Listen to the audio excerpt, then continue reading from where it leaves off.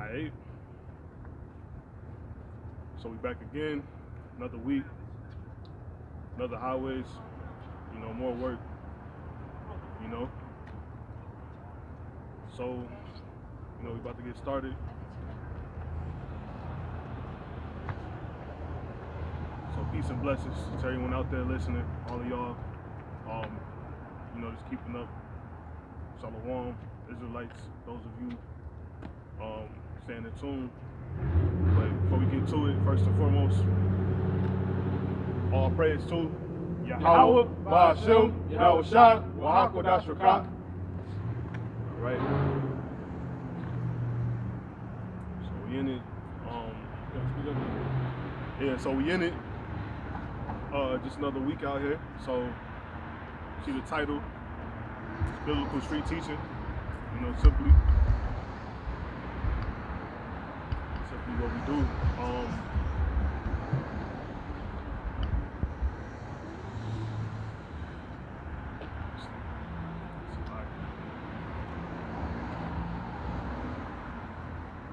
Got anything specific? Come.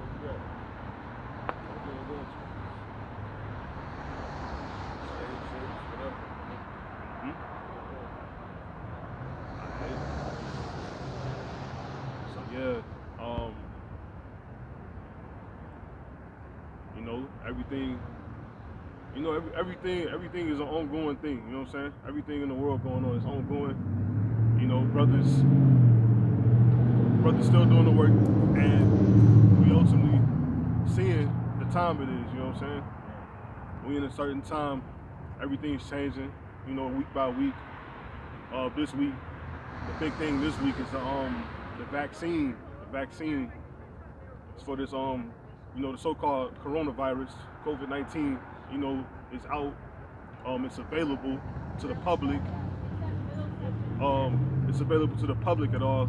It's pretty much we in an incubator week where this is new. So we sort of like, if you watching, we sort of like waiting for the results just to see how things get out the turn. You know what I'm saying? How things turn. And ultimately we just getting closer. With the vaccine being here, we getting closer to what? The mark of the beast. That's one step closer. The vaccine is finally here. Last week that wasn't the case. So again, we just one step closer to the mark of the beast ultimately, which is the next major prophecy. So you can get Revelation. What you say? Jacob, take it. Right. We didn't get into that, but yeah, get to the mark of the beast. And right now, basically, it's a challenge. We trying to see who's gonna hold off, who's gonna stay steadfast in this thing, in the truth, and keep their dignity. We in the time, people about to be people about to be put up to that test. Are you gonna take this vaccination, to keep your job? Are you gonna keep yourself inside the world of indoctrination? Or you go truly educate yourself? You go come up out of this thing. You go come out of this thing likened unto gold. Because right now we pretty much just inside, the furnace of affliction. We being afflicted right now, and there's a lot of things being thrown our way, such as the vaccine, which we know is going to be, the lead up to the next big thing, which is the mark of the beast. So you can bring that up real quick, brother. This is Revelation chapter 13 and verse 16. And he causeth all, both small and great, rich and poor, free and bond. So he causing all is including everybody. You can read that again. Revelation chapter 13 and verse 16. And he causeth all, both small and great, rich and poor, free and bond. And that he that's causing all this, Esau, the so-called white man, they're going to cause everybody to receive this chip that's coming. They're causing everyone right now, you know, well, at least they putting it up. Everybody's supposed to be getting this vaccination. You know, this new vaccination that is here and it's apparent, right? So he's causing all, and this is like this is pretty much the prelude right now. It's like the prelude to what's the real thing, which will be the chip. But you can start over again. You got something, brother? All right, Con. You can go ahead. Revelation 13 and verse 16. Uh-huh. And he causeth all, both small and great. So it don't matter your stature, you know. Keep on going. Rich and poor. It doesn't matter what your bank account looks like. It don't matter if you're rich, you know, you got 20 million in the bank, or you know, you living on the street. Free and bond. It don't matter if you locked up, you know, or you free, you know. If you free, like I say, free living, you know, amongst the world, you know, or if you're a bond, if you locked up and you got other things going on. To receive. Right, to receive. So you got to get something. He's going to cause you to receive A mark. Right. In their right hand or in their foreheads. Right. So that mark, you know, as brothers, you know, like to believe, that mark is going to be that microchip. That microchip that they're trying to put into everybody, you know, everyone. Because without it, you're not going to be able to buy. You're not going to be able to sell. You're not going to be able to make a living in this world without this mark. Why? Because they're looking to do away with the current currency system that we have, and they want, you know, they're alluding to getting away from these dollars, you know, and they want you to get this chip, right? And this chip is going to be a universal thing, which everyone, small, poor, big, great, free or bond, you know, etc. Paraphrasing. So like, to get this mark, and like I said, we believe it to be the believe it to be the RFID chip. You got something, brother? How's it going, guys? It's Leviticus 21, and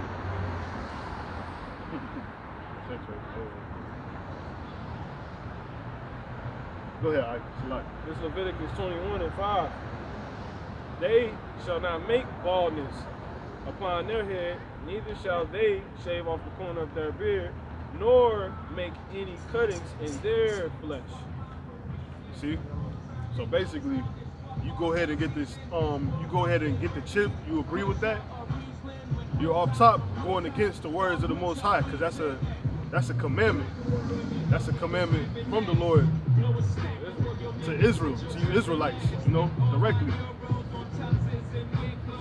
It's Leviticus 19 and 1. And the Lord spake unto Moses, saying, speak unto all the congregation of the children of Israel. See, this was directly to the children of Israel, the people of the Israelite nation. That being you so-called Negroes, you so-called Latinos, you so-called Native American Indians. And say unto them, ye shall be holy, for I, the Lord Yahweh, your God, power, am holy. See, you're supposed to be set apart. You don't have no business being an Israelite, you know, going to get any etching on your skin. Any etching, that's the commandment. So no tattoos, no anything, you know. But specifically right now we're talking about this mark, the mark of the beast, which we believe to be the RFID chip, which will be inserted, you know, it's a mark that's going to be inserted into your skin, you know. So if you're an Israelite, you don't have no damn business, you know, participating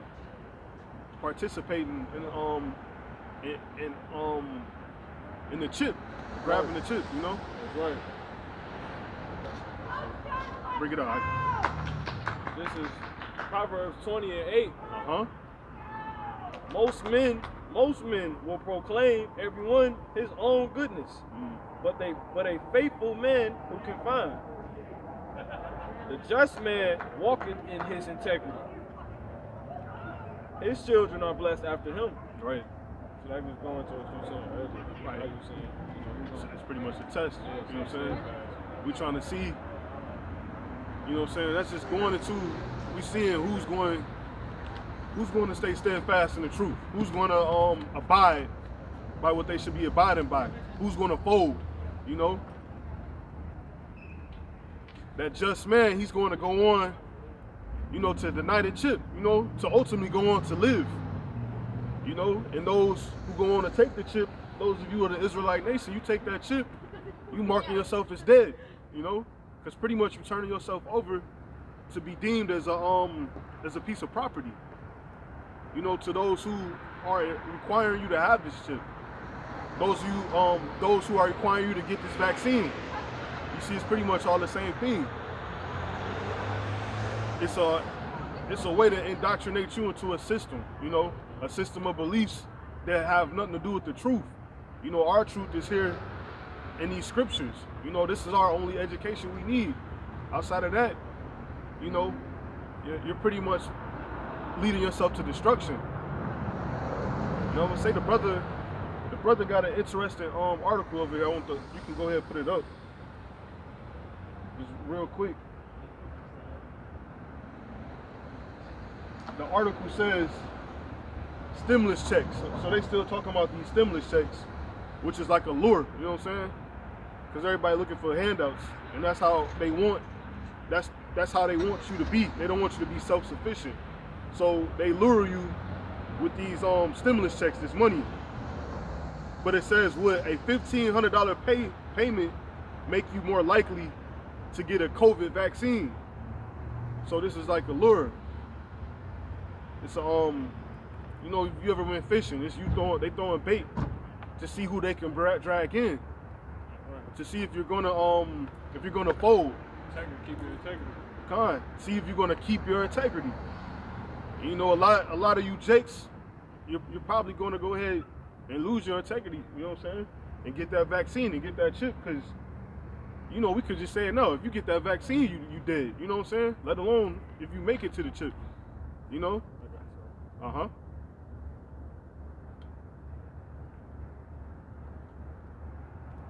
Psalms 107 and 17. Fools, because of their transgression and because of their iniquities, are afflicted.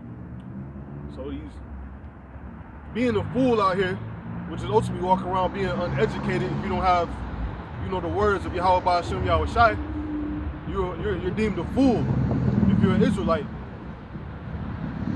And you're going to go on to do foolish things, you know, as in going to get this chip, taking the vaccine, you know, relying on Esau, period.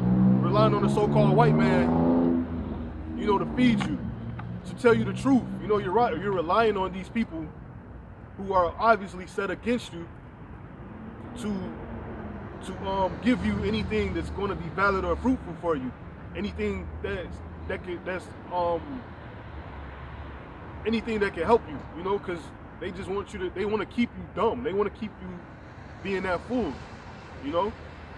They want to keep you down, and their plan is for their people to be up, the elites at the top, you know. They want you at the bottom working, right? Consistently working and doing these jobs that are not getting you anywhere, to keep them at the top eating and going on down the line. The so-called white man you see every day, you know, it also keeps them at a higher standard than you Israelites, you know. You got something else? Yeah.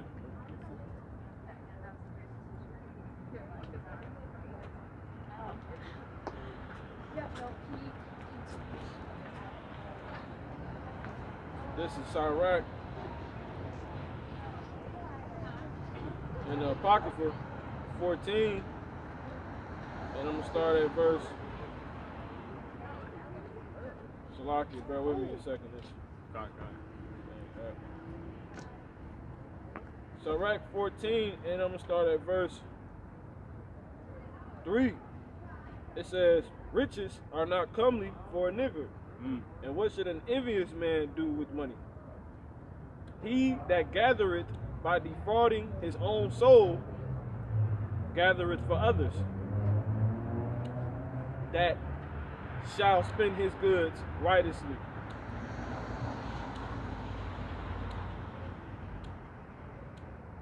Yeah, so one more time, this is Sirach 14:3. It says, I'm gonna start at 4. It says, he that gathereth by defrauding his own soul, gathereth for others, that shall spend his goods Wow. righteously. See, and that's why riches aren't comely. You know, riches aren't comely for a niggard. So, you know, and the real niggard being the so-called white man, Esau, they got all the riches in the world, right? But it's all to do, they use all of these resources, all these riches they have to ultimately do wicked, you know, to do evil. And they gathering all of these riches, right? They got all the riches right now. And ultimately they're gathering it, you know, for us, you know. They're gathering it for us in the next, pretty much in our next the coming life that we have, you know what I'm saying? Yeah, and then everything upside down too. If I can real quick. No, come on, go ahead. We're doing that for him as well. Kind. You know, our people, like you said, our people, you know, they pretty much working just to keep him on top. So you know, you're defrauding your own self. You thinking you getting somewhere, Right. and you hustling backwards. You just making them rich. Exactly. You know. Kind.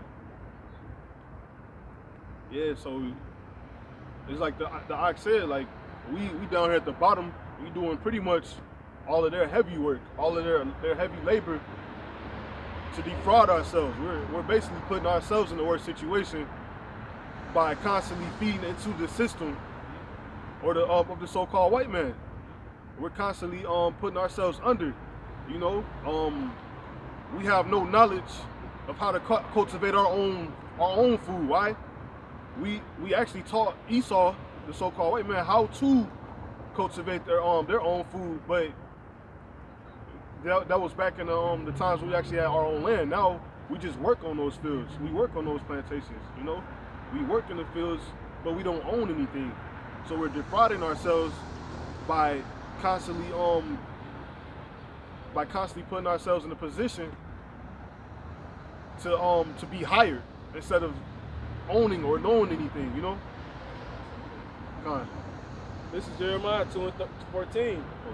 Is Israel a servant?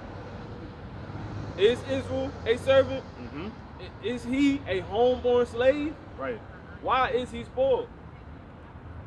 Why is he spoiled? You see, is Israel supposed to be in this situation? You know, are we supposed to be underfoot? You know, no, that's not Salak. That's not the reality of what things should be. But the position that we've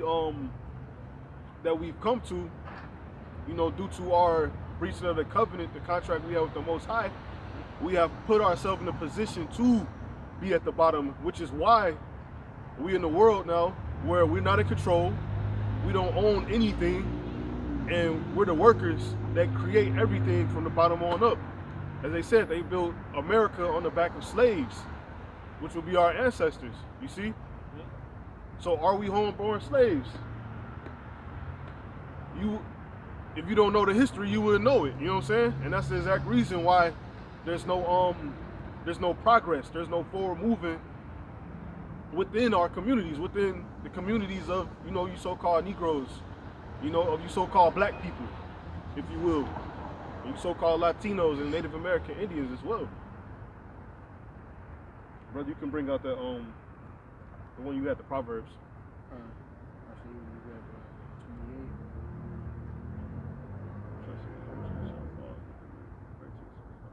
Before, I believe. Go on, you can bring it up. Proverbs chapter 11 and verse 4. Riches profit not in the day of wrath, but righteousness delivereth from death. You see, so, you know, Jake, they always, you know, with us being so low, our mindsets are always to be chasing these riches, you know, that we really can never obtain to. You see? And these riches that we chasing, because none of them are durable riches that will endure or last, you know, they basically, us chasing these riches are basically our further destruction. Read that again for me, Salak. Proverbs 11 and verse 4. Riches profit not in the day of wrath, but righteousness delivereth from death. See, when the Lord come back, all these riches that you think you stacking up, you know, all of these cars you got, you know, the nice houses and all that stuff, is going to be nothing in that day. And you're going to be trying to find reality in that day, truth. And it's been here this whole time. You know, you probably got one of these books at your house sitting around and you don't touch it.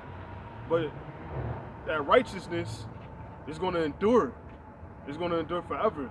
Because that's what the Lord is coming back for. You know, he's coming to weed out all that offends. So the righteous, being righteous over rich, choosing being righteous over being rich will be a well profit for you. You know, it's well profitable. Bring it out. This is Isaiah 51 and 1. Hearken to me, ye that follow after righteousness.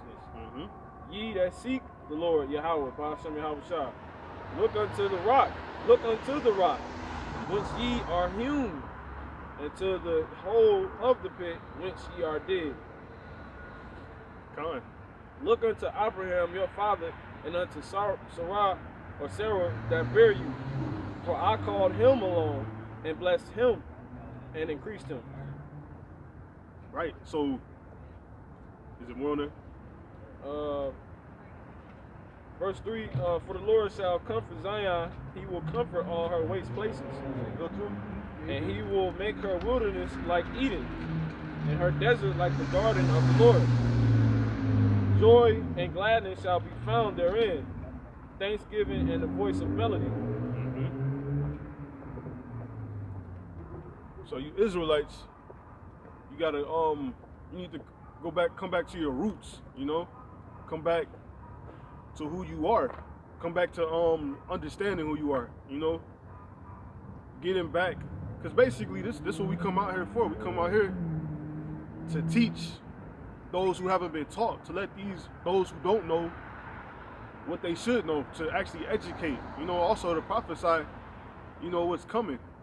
But the scripture here is basically alluding to your roots, where you come from. And we are chosen people. We are a chosen people above all of the earth. So us being set apart people, chosen people, is a certain guideline, it's a certain standard that we should be living to, you know, that we should be amounting to, you know. You got anything you want to say on that? Yeah, I got something. This is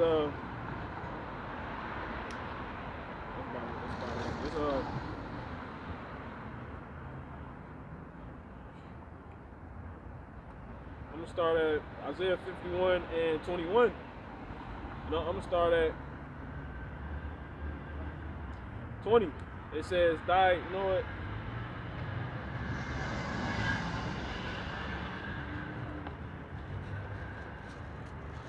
I'm gonna start at 23. You hit the point. But I will put it into the hand of them that afflict thee, which have said to thy soul, bow down, that we may go over. And thou hast laid thy body as the ground, and as the street, to them that went over. Right. So that's us, you know. Red carpet for Esau. We literally, like I said, we a red carpet for Esau. We bow down, and we don't even think twice about it. We're exactly where they want us to be. They say roll out on the floor. You know what I'm saying? They might throw a few dollars. What Jake do? They go ahead. They go roll out on the floor. They go, you know, we like a circus pretty much. You know, that's how they look at us. The so-called white man, they look at us like a circus. They throw us a few peanuts. You know, we doing backflips. You know what I'm saying? It's a great analogy. Like I said, we have to escape. We have to escape the beast mentality. You know, we have to build ourselves, rebuild ourselves up to be accepted. Come back into our to our reality, if you will, our truth. Because right now, the current situation we are in,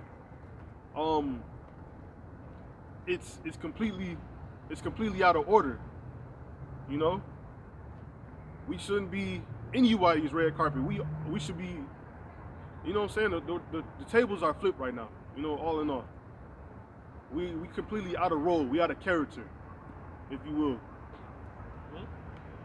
Upside down. Con.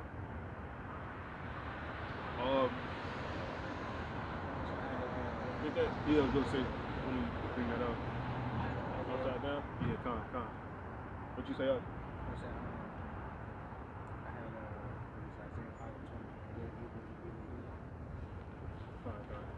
Go to it. I got you. This we'll go out of one of the Psalms first. This Psalms 82 and 4. No, hold on to that one. I'm not sure. I'm gonna start at Isaiah, Psalms 82 and 4. Deliver the poor and needy, rid them out of the hand of the wicked. They know not, neither will they understand. They walk on in darkness. All the foundations of the earth are out of course. See, everything is out of course right now. You know, everything is completely out of course. You see the way the so-called white man has flipped the world upside down to make everybody perceive that they're a superior people, that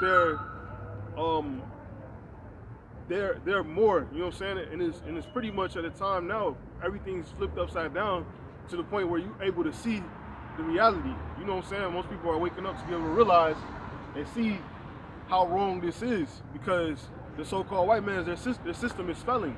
The world is falling. It's coming apart. It's falling apart, and all of their secrets are coming out at this point. You know that Isaiah, knowledge. I was gonna say the knowledge increased with time. You want that? Time. This is Daniel 12 and 4. What thou, O Daniel, shut up the words of the shut up the words and seal the book, even to the time of the end. Many shall run to and fro, and knowledge shall be increased. Okay, so like I said, everything's been flipped upside down for such a long time, right? But we getting closer to the end times, right? And this book has been, you know, it's been opened a bit, you know, and there's more people opening their eyes to be able to realize what's going on. Like more Israelites, they're opening their eyes. We starting to question things. We starting to see through the sham. You know what I'm saying? We starting to look at dollars. And we know like this is just a piece of paper. You know what I'm saying? So although things are still flipped upside down, the knowledge right now and the time is increasing. You know, and due to the technology, you got the internet. You know, there's brothers spread to the four corners of the earth. Right now, as we speak, there's other brothers out, you know, teaching the truth about the Bible, you know, getting the word out, telling these Israelites, you know, who you are. You're not a so-called Negro, you're not a so-called Latino, you're not a so-called Native American Indian, you're an Israelite, you see? So knowledge is increasing in these times, and though the world be upside down, we're starting to see the cracks, if you will, you know, the cracks in their system. We're starting to see all the flaws that are there, you know what I'm saying? Because the white man has been in charge so long, right? But they never had, it's been a long time up until now before they was showing flaws, you know? And it's starting to show now clearly, you know, it's clearly seen that there's flaws in the system. You know, we're in the middle of a so-called pandemic, you know? And it's something that's uncontrollable, even by, you know, the elites of the world, to a point, you know what I'm saying? And we still understand it to be a pandemic, but we know it's something going on out here, you know? Because the Lord said he will send pestilence, right? So you got something? Yeah. So this is let's find me grab this first. Okay. This is Obadiah 1 and 4. I know I would never make for myself. Right. 1 and 6. Obadiah 1 and 6. How are the things of Esau searched out? How are his hidden things sought up? So one more time. Okay. Obadiah 1 and 6. How are the things of Esau searched out? Uh-huh. How are his hidden things sought up? Okay, so how basically it's just going into the mind of the so-called white man, you know? Like how do we calculate what exactly it is that's going on within the system of thought, you know?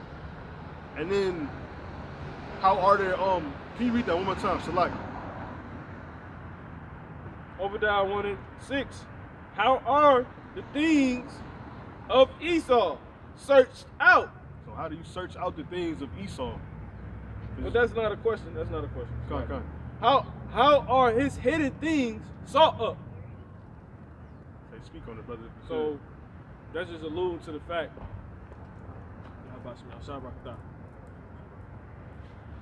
But pretty much, man, the so-called white man, like the brother said, all his secrets is getting out. You see what I'm saying? So with that being the case, it just pretty much just back up what you were saying. We're getting in the end times where knowledge is increasing, people finding out about all type of stuff, and really, like you said, brothers, you can look at a so-called dollar now and see, like it ain't nothing. You seeing through everything. You see the seams of the world ripping. You see we've been living a lot. You see Esau full of crap. You look at him and see he's not really a so-called white man at all. Know how he's ever been. Exactly. But those are one of his hidden things that has been sought up. You see what I'm saying? It's a treasure to know who the so-called white man is. You see? So we sought that up. And they were once hid. So that's how you know we at the end, because like you said, these things coming out, knowledge increasing.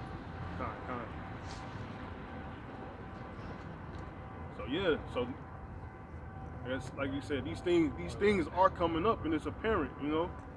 We're not looking at the so-called white man as the big bad, you know what I'm saying, like this, or like we're starting to see through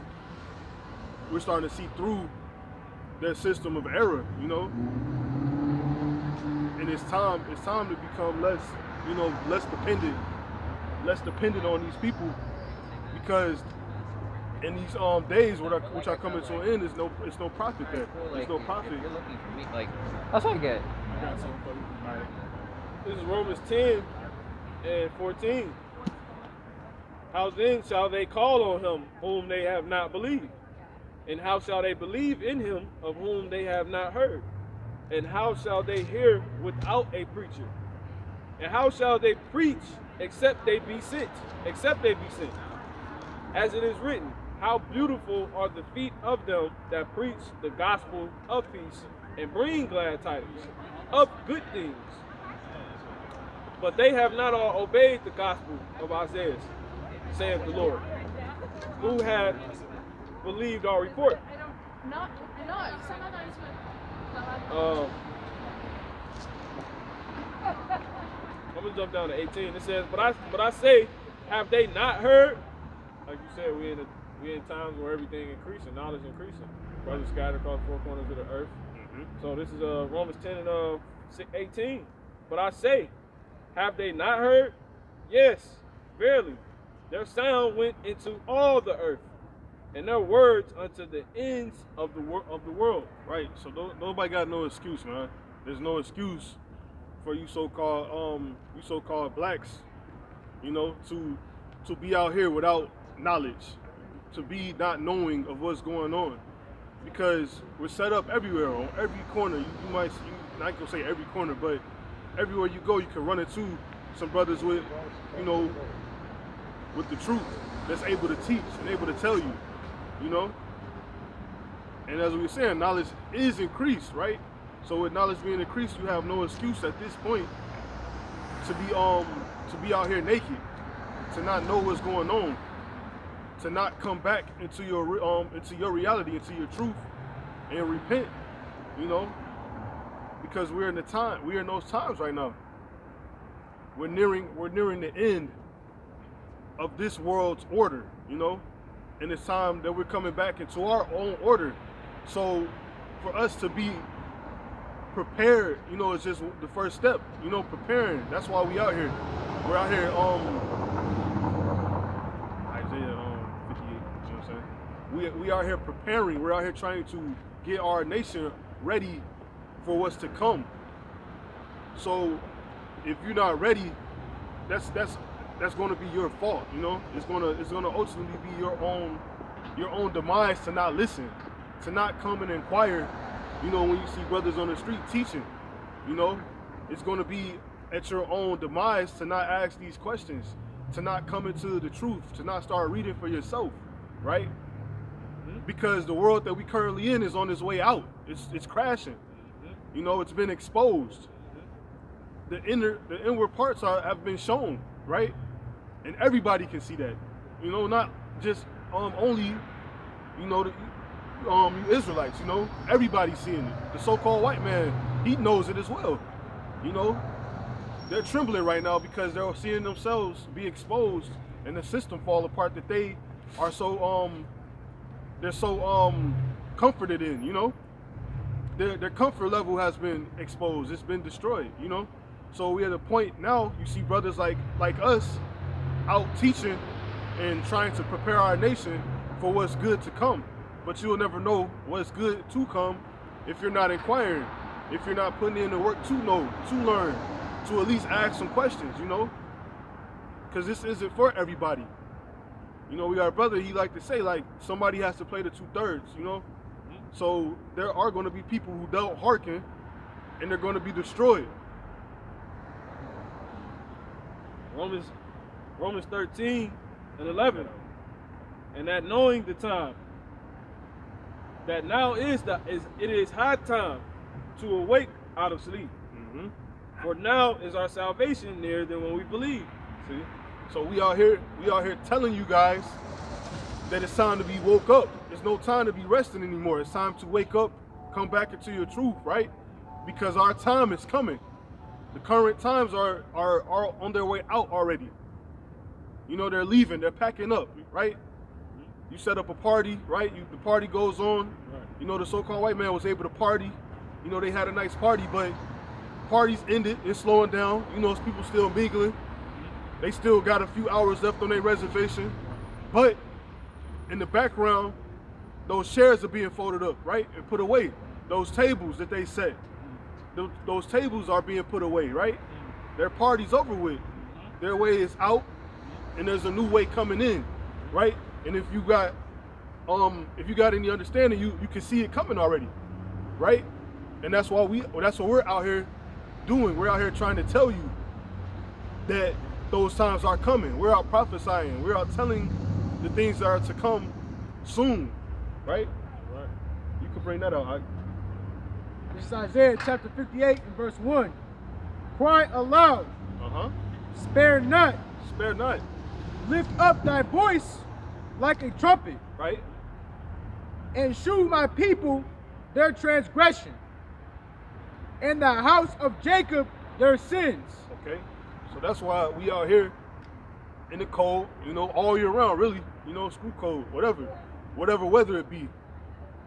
In good season and bad season, if you will. You know, cold, warm, hot, rainy, whatever. We out here and we lifting our voices, and we're telling people of our nation, the 12 tribes of Israel, that it's time to wake up and to get to it and to start claiming what's ours, right?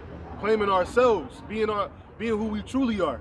You know, stop being niggers, you know, stop going by the bywords, stop being spics, you know, stop going by Indian, which, you know, means savage, and being who you truly are. You know, we the nation of Israel, we're the people of the book. You can read that one more time. This is Isaiah chapter 58 verse 1. Cry aloud, spare not, lift up thy voice like a trumpet, and shew my people their transgressions. See, we showing our people what they're doing wrong, their transgressions, what they don't know, right? Keep on coming. And the house of Jacob their sins. The house of Jacob, you Israelites, you know, we're out here telling you that you can live, right? You don't have to die. You just have to come back into your truth. right? You can bring this out too, right? You can bring that out. Deuteronomy chapter 4 and verse 6. Keep therefore and do them, for this is your wisdom. Okay, so this the importance of coming into some learned brothers and learning, you know, what the hell is going on, right? Go ahead, bring it out. Start from the top. Con. Deuteronomy 4 and 6. Keep therefore and do them, for this is your wisdom. Right. This is our wisdom. Right? We not out here just talking, right? We're backing up what we're saying, you know, with truth in the scriptures, right? Everything we say is not of our own will. Our will is to do what the Lord wants us to do, right? Because we understand that's our purpose. That's our only purpose of being here. And if that's not what you're doing, then you're aiming yourself towards destruction. You could bring that back out one more time. Yeah, bring that out next. Bring that out and then go to that. Deuteronomy 4 and 6. Keep therefore and do them, for this is your wisdom. It says keep and do, right? Keep therefore and do them. Not just hear it, you know, and keep it in your mind. You gotta follow up with action, right? You can keep on going. For this is your wisdom and your understanding in the sight of the nations. See, this is your wisdom, your understanding. If you're not living by the words that are written to you, specifically to you, for you, from you, you're not reciting anything that has to do with wisdom or anything that's going to be prevalent for you or your people or your nation. So if you care about your people, you know, the people that you so-called, you say that you care about, you should be teaching them this, teaching them to come back to their truth, right? Got something? Yeah, go ahead, brother. This is Ezekiel 6 and 7. And the slain shall fall in the midst of you, and ye shall know that I am the Lord, Yahweh. Yet will I leave a remnant, that ye may have some that escape the sword among the nations, when ye shall be scattered through the countries.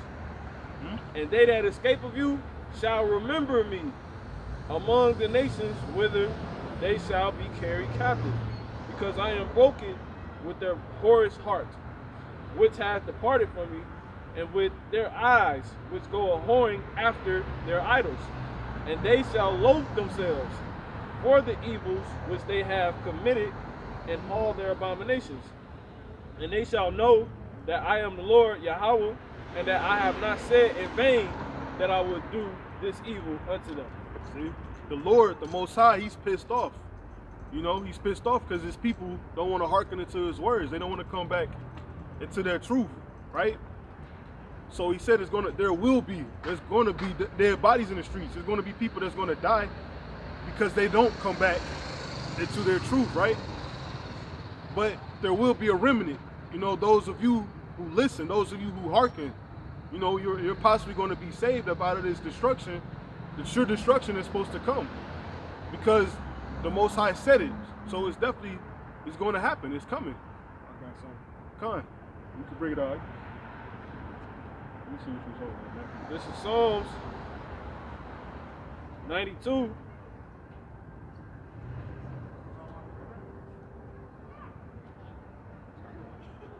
Psalms 92 and Yeah, keep on oh, Salaki. Psalms 91. Psalms 91 and 3. Now I'm gonna start at Psalms 91 and 3. Surely he shall deliver thee from the snare of the fowler, and from the noisome pestilence. He shall cover thee with his feathers, and under his wings shalt thou trust. His truth shall be thy shield and buckler. Right. So that's like, if I can real quick, no, go ahead. just to add on to what you're saying, like that's just like you said, More's gonna fall in the midst of us slain. Right. But a remnant gonna escape because that remnant gonna have the truth. Right. If it's war, obviously people getting slain because it's war. Okay. You see what I'm saying? It's like when Kanye says a war going outside, you know what I'm saying, we ain't safe from. Okay. Well, the niggas falling victim is because they not suited for war. Right. They're not prepared. They don't have the truth. Right. When you get this truth, you will be saved, like you said, because the truth is likened unto a shield and buckler. Right. Exactly. And I was gonna say that snare is a trap. You know, which is part of war, right? And our defense to these snares, to these traps that are set up to keep us destroying ourselves, right? Is the wisdom, the truth, right? These scriptures. Man. But to avoid that trap, to avoid the trap that's obviously being laid, these scriptures are here for us to have the knowledge and the wisdom to keep ourselves safe, you know, because there will be a remnant, you know what I'm saying? There's going to be a remnant that will be saved, and those remnant, they're gonna know what's going on. That means they're gonna be locked in into reality, into the truth before all hell hit, you know?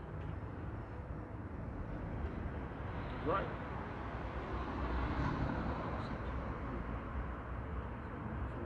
You can bring that up. Yeah, the Proverbs. This is Proverbs chapter 7 and verse 2. Keep my commandments and live, and my law as the apple of thine eye. See? So it's that simple. You keep these commandments to live. You know? And it's honestly, it's truly that simple, you know? It's not easy, but it's simple, you know? You come in, you try to learn, right? You ask questions, and you do what's told in the book. Read that again. That's a good scripture. Proverbs chapter 7 and verse 2. Keep my commandments. Keep them. Keep his commandments, not your commandments, not what you want to do. You know what I'm saying? This is not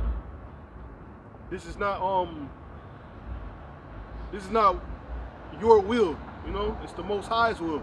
This is what he wants you to do. He wants you to keep his commandments, right? So you can live. You can read it again. Con. Proverbs 7 and 2. Keep my commandments and live. See? And my law as the apple of thine eye. You got to keep this in your vision. Your only focus should be the truth, right? Your only focus should be the truth. Why? To keep you safe, right? So you can survive. So you can live. So you can come up. So you can actually have some kind of context about yourself, why you are here, at least, you know? Because if you're not living by the truth, again, you're being indoctrinated into a system that's made against you, made to destroy you, right? So everything that you chase in the world, right? All of these worldly things, like you wanna fit in, you wanna go to school, you wanna chase a degree, you wanna be a doctor, right? All these things are just playing into a system that's made to keep you down and made to destroy you and to keep you going against the commandments of the Lord. So you ultimately chasing death, right? Because you're not listening to the Most Highest commandments. He said, keep my commandments and live, right? And if you're not doing so, you're setting yourself up for failure.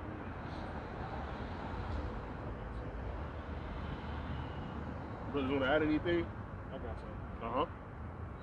Proverbs 13 and 13. Whoso despiseth the word shall be destroyed, but he that feareth the commandment shall be rewarded. So this is not something that you wanna take lightly and put a blind eye to, right? You despise this word, that's death, man. Those who hear the word and go on to actually practice, learn, strive, and come up in this thing, you got a better chance, of living, of prevailing, and not being part of of the slaughter, if you will, that's going to be here on earth. And we can see it coming. People dying already, right? People's dying from a so-called virus is out, you know? I can't confirm the virus is here, but I know people are dying, you know what I'm saying? That's being reported.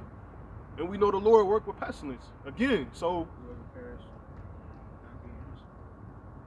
the ox said, he said, whoever perished not being innocent, you see? So we know these things. Being innocent. Say it again? Being innocent. Being innocent, Salat. Whoever perished being innocent. And how are you innocent? You're in tune with the laws, right? The laws of your world, you know, not of the world, of your world. What's going to sustain for you, right? Because you could be living in this world uncritically. You're not really thinking what's not good for you.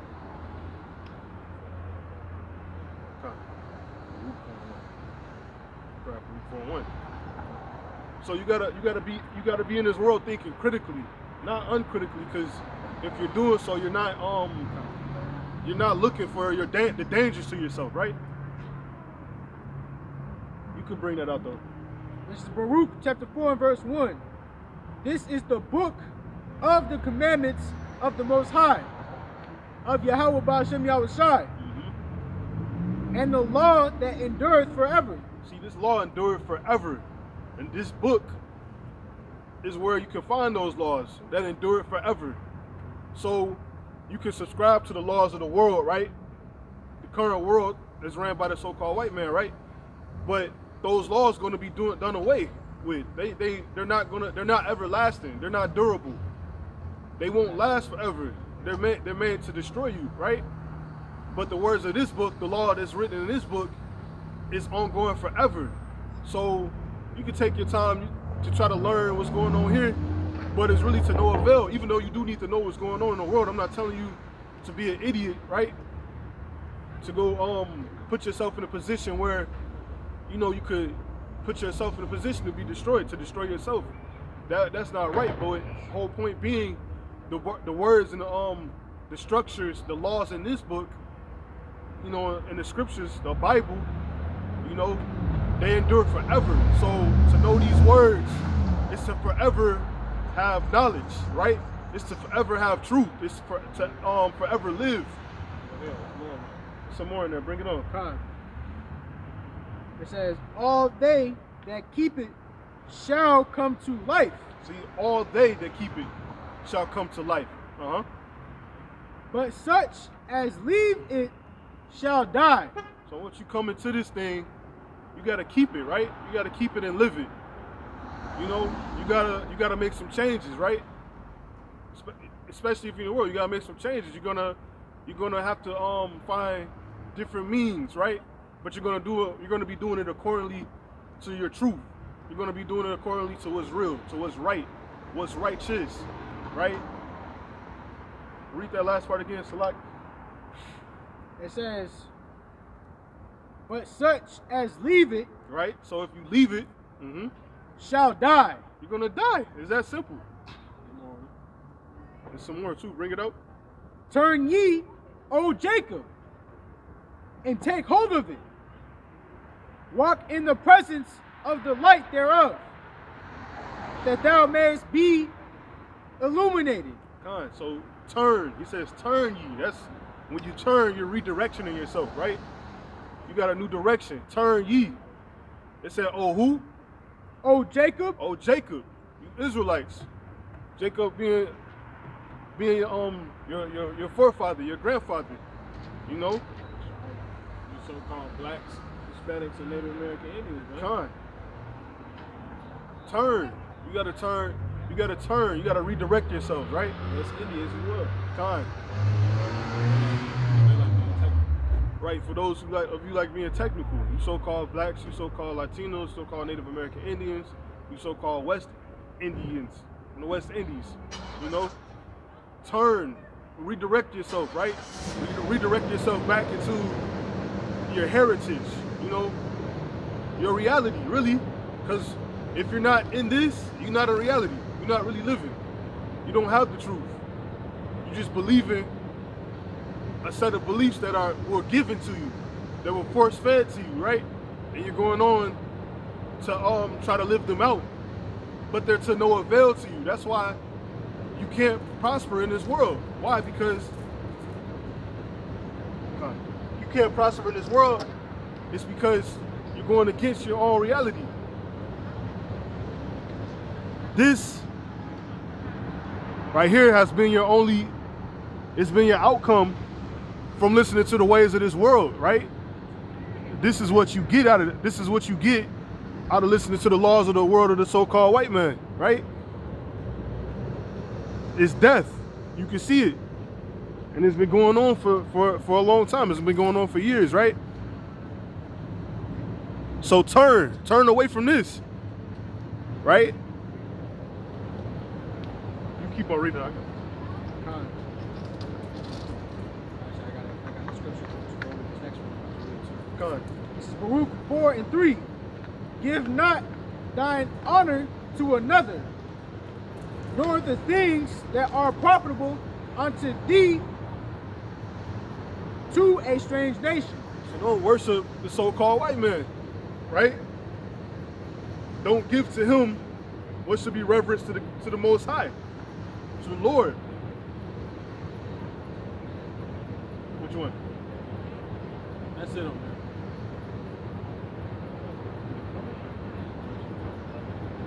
You can read it. You can bring it up. Proverbs 21:21. He that followeth after righteousness and mercy findeth life. See, it's continual. It's he who followeth after righteousness. You know you're gonna find life. And you can read the other side too. Go ahead. God, it says, and mercy. Select. He that followeth after righteousness and mercy findeth life, righteousness, and honor. Mm-hmm. That was it on it? Oh, I thought it was the other side. But yeah. You wanna say something? You know what I'm saying? Expound on it? It's full circle, really. Because I said, this word is righteousness. This truth is righteousness. Because it's right. Right. You following that, you gonna get life. The Lord gonna give you life. Taking heed to this word and keeping it. Having faith. Growing in the faith. Right, that's what you ought to do if you want to live, right?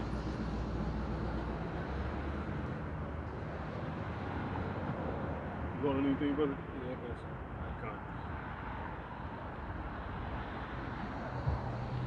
But yeah, that's what this thing is all about, man. It's about redeeming yourself, right? It's about coming back to your truth, learning your truth. You know, you do have a history. You know, you didn't just come off a slave ship for no reason, right? You wasn't put your ancestors didn't come over just on a slave ship and you just ended up here, and you know that's the end all be all. You have a history. You have it's way more to you. Come on, bring it out. This is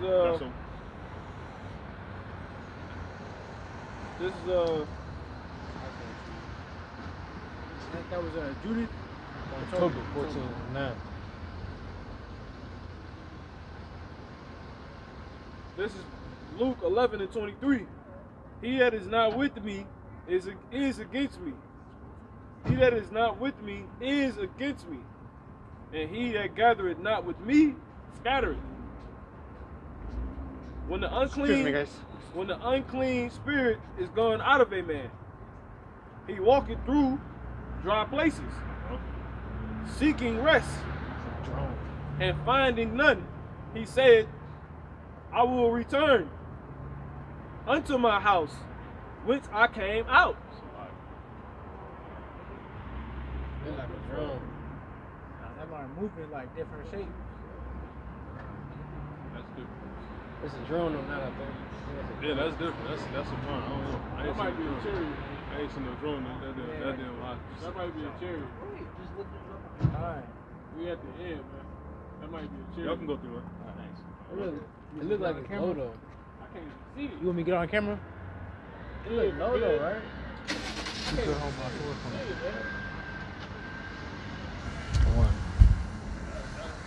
That's hot. You know what I'm saying? I mean, I can't tell how high it is, though. 'Cause it could be extra high, but no. But then it's clouds right there, too. There's clouds right there, too, though. But it's See it on there? But it's lower than the Trying. clouds. It's lower than the clouds. I think it's a drone. God, that's out of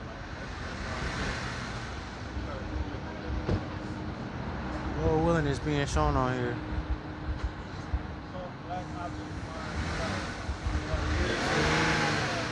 It's a black object in the sky. I'm not sure if you can see it on the camera. Lord willing. It could be a drone or a chariot, but you know, regardless, it's very. It's moving in circles. It can't, man. That might be chariot. Fine. That shit got further. Without even, it gradually got further, I think. It is. It's going up. It's going up. All praise to how about some shop. Chariot. How about some more shop? It's technology, man. That's like you said. Brother said if it's not a chariot, he saw it like truly feeling his technology. Cause ain't no drone going that high. Definitely could be a damn chariot. Yeah. Because the brothers in New York, they said they seen a black object in the sky. It was three of them. It was the same thing. I was like, I ain't never seen a black chariot. Don't that look like what Barack drew? That's exactly it. And that's how he said it was. He said it was floating. Well, remember, that's what I was saying. That's the only thing I can think about. Some brother had said that he seen a black object in the sky. It was like a black rock. It was like a shiny, that's what he said. It was like a shiny black rock. Yeah, bro, that's not no drone. That's way too hot. They had a red light flashing. That's not no drone. I can't see it. I don't know what the hell It that got higher. That's too hot, bro. I say I don't even think you can see it on here no more. If it. It's called twice. You can step back up. That's why it's high time to wake out of sleep, man. The Lord said our salvation draw near when we believe. Right. Because it's easy to be like, oh, that's a drone. You know what I'm saying? But that's why I was bringing this out, because this is somebody that fell off the truth. That's what it's talking about. So real quick, Yeah, bring it back up. so we talking about righteousness and getting it. Well, when you get it, you got to keep it. You know what I'm saying? All right. This is it's Luke 11 and 23. He that is not with me is against me, and he that gathereth not with me scattereth. When the unclean spirit is gone out of a man, so that's when you come into the truth. You get demons off you. Like that unclean spirit came out of you. Because your spirit is in understanding. You see what I'm saying? So what understanding do you have? If it's a bad one, that's the type of spirit you have. So that's a demon. You see what I'm saying? So when you get the right understanding, you got angels on you. You see what I'm saying? On the right hand side. So this is Luke 11 and 24. When the unclean spirit is gone out of a man, he walketh through dry places. You see what I'm saying? That's how it is when you come into the truth. You can see through everything. Everything dry as hell. There's no point to none of this. That's basically your mentality.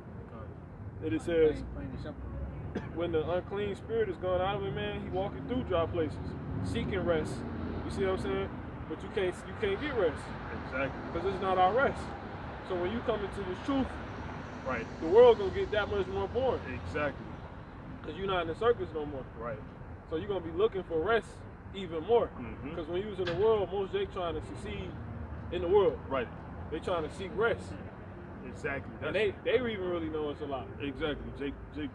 Chasing rest, and they know, like I just said, they know it's a lot, but you do so to conform pretty much. It's because you're accepting the way. Jay-Z said that. Exactly. Still nigga. Uh-huh. You know what I'm saying? Still, Rich nigga, black nigga, poor nigga, it's all the same. field nigga. It's all the same, because Ain't no rest here.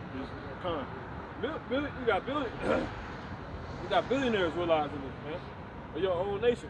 That's sold out, of course. You see what I'm saying? But this will be likened unto you because most men that come into the truth, most men and women, they had aspirations, Right. and you let them go. Mhm. So now this place becomes dry. So now, beforehand, you was looking for rest. but you still looking for rest now. Exactly. You ready to get the hell out of here. Con. So that's when it could become an issue. Right, because when you set on your leash, when you put your feet up, That's it. that's when you become That's it. that's when you become available for whatever's there to come back in. So that unclean spirit that you just got rid of is looking for a home. Floating around out here. It's just floating around. It don't got nowhere to do. It's just literally floating around like that thing we just seen. It's floating around out here, and it's looking for a home. Relapse. It's going higher too. Damn. That's something. Yeah, that wasn't no drone for 100% sure. Let me say that. This Luke 11:24 continues. Uh-huh. He walking through dry places, seeking rest, and finding none. You see what I'm saying? So you can't, when you come into this truth, you gotta turn. You just gotta turn a what they call it, a blind shoulder. Yeah. You see what I'm saying? To everything. To because everything. Kind. you looking for rest while you know the truth. And if So you know, what possibly can happen? kind, and you know the truth, so you understand that there's no rest. You gonna go back to it, but you gonna go back to Exactly. You know what I'm saying? Mm-hmm. Because only rest you can get here is artificial. It's AI. So this is Luke 24 and verse Luke 11 and 24 continues. So well, I'll start from the top. When the unclean spirit is gone out of it, man, he walking through dry places, seeking rest, and finding none, he said, I will return unto my house whence I came out. And when he cometh, he findeth it swept and garnished. Right. So it's a nice, clean, empty house. You know what I'm saying? It's been clean. Because you got rid of shit. Exactly. When you go into that word garnish, it says to put in order, arrange, make ready, prepared. Right. Because that's what, look, to embellish with honor and gain. Right. So you basically, you go back to find something that's not tainted anymore. Exactly. So you digging through your stuff to try to find some rest. Damn, do I got some more weed? Exactly. Nah, you gonna find some herbs or something. You see what I'm saying? Or some, proper herbs, that Jake don't taint. You get what I'm saying? No, kind. That's pretty much it. So you have an honorable life now. So the worst thing you could do with getting this truth is try to find rest. Right. You see what I'm saying? You gotta turn a blind eye and just accept the fact. Ain't no rest here, man. Accept that. You know what I'm saying? And that's why the Lord said we gotta endure. When you go into that word endure, it means to make hard. You basically become hard to everything. Kind. You real hard, man. You get to develop tough skin, thick skin. So let me go ahead and finish. It says, finding none, he said, I will return unto my house whence I came out. And when he cometh, he findeth it swept and garnished. Then goeth he and taketh to him 7 other spirits more wicked than himself. You see that? And they enter in and dwell there. And the last state of that man is worse than the first. So the worst thing you can do is get this truth and turn away from it, man. Right. The scriptures say it's better if you never even knew it. You see what I'm saying? Kind. And so the experience pointers is when you get this truth, you do gotta become hard to everything. You can't be trying to find rest. Because when you're trying to find rest, guess what? You only gonna get it in what this place can offer. Exactly. Because you're here. Right. You get that in Micah 2 and 10. You know what I'm saying? No, not yet. But that's why the Lord said, arise ye and depart, for this is not your rest. You can't try to seek rest from this place, man. Yeah, Micah 2 and 10. The most we do is get in the herbs, brothers getting stones, brothers listening to each other. Everything else you trying to find some release from, you probably gonna go to hell off. This world is tainted, man. This world is no good, man. You gotta put all that to silence, Put it on. It's just like your do not disturb mode on your phone. That's pretty much how you gotta be to the world. And what's spiritual about it? I finally used that feature. I've never used it on any phone before in my life, right? I used it when I was doing I was live or doing a lesson or something. I put it on and shit was still coming through because I'm thinking that's what it's for. Because when I be doing lessons, I be getting notifications and stuff. I need to quit doing that. All right. So I put the do not disturb on, right? And they were still sending shit. So that's why I said that's spiritual, because pretty much the brother said you gotta put on do not disturb, but guess what? Shit still gonna come at you. Come through. We in the truth and Satan still fuck with us. Right. You see what I'm saying? He wants you harder now. Right, he coming back. Hi, guys. How you doing? Like I said, he's coming back. He coming back sevenfold, complete. You know what I'm saying? He coming back with more. So you was digging that hard. Con, exactly. Yeah. So pretty much, and then that's the nigga simple. This nigga fell out, and he worse than who he was before. You know what I'm saying? He worse than who he was before, man.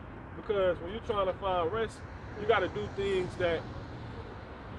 that's why dudes try cocaine. You see what I'm saying? People try mushrooms. People go skydiving. They trying to find a relief. Right. And you being an Israelite, so-called Black, Latino, Native American, Indian, West Indian, you know damn well those things don't even fit us. Yeah, they don't fit you at all. You're trying to find a fix, but there is none, you know. And that's probably the reason why you're doing so, because you came into the truth, right? You know what's going on, you know. At least you did. And you're trying to go back into a world that you understand that you're not accepted in. So you got pretty much double, triple, you know. It's more. Pretty much you got a bigger problem. Why? Because you conflicted now. You conflicted because you know all of this stuff is fake. It's like in the Matrix. Yep. The dude with the steak, he wanted a steak. Yep. He said, "Oh, I know it's fake." You know what I'm saying? Ignorance is bliss. That was exactly what he said. Ignorance is bliss. Bliss, that's that fix. You know what I'm saying? That's like a high. And I did, Slocky, if I can. Con. And I did a lesson on that, and I was dedicated to that nigga simple. You see what I'm saying? Like the nigga knew. It ain't like, wow, what's the point of leaving? That's why I really wish I could have asked this nigga, like, what you about to do? Where you about to go? You still in the world, you know what I'm saying? Even in the truth, we're in the world. The Lord said that. He said, I pray that you take them not out of the world, but keep them from evil. You see what I'm saying? We still in the world. Look, we in the world now. You see what I'm saying? We just not in the world in the spirit, but physically we here. So how the hell you gonna leave the truth just to go back and start buying steak again? As if you leaving the truth and going back in the world allows you to get free steak. Right. He still went and paid for steak. Exactly. You left the world because you like, damn, I'm paying for steak. I'm paying for water. Let's talk about Lamentations. We paying for water that's ours. We paying for, what else to say? Say water that's ours and something like that. Paraphrasing, but pretty much that's why you come into the truth, because you see through all this crap. You see what I'm saying? So why would you leave the truth when you still in the world physically regardless, just to go back as if you getting something out of it? You finna come up. You still gotta pay, for steak, bro. To what avail? I got that Lamentations. This Lamentations chapter 5, verse 4. It says, we have drunken our water for money. Where you at? Lamentations chapter 5, verse 4. Come on. We have drunken our water for money. Our wood is sold unto us. So we drunk our water for money, man. Hey, don't you know it's illegal to collect rainwater? You see what I'm saying? Didn't the Lord say in Genesis, he gave the earth to man? We're supposed to have, we got dominion over everything. Water, animals, mammals in the water, everything in here, fruit. You know? So why the hell?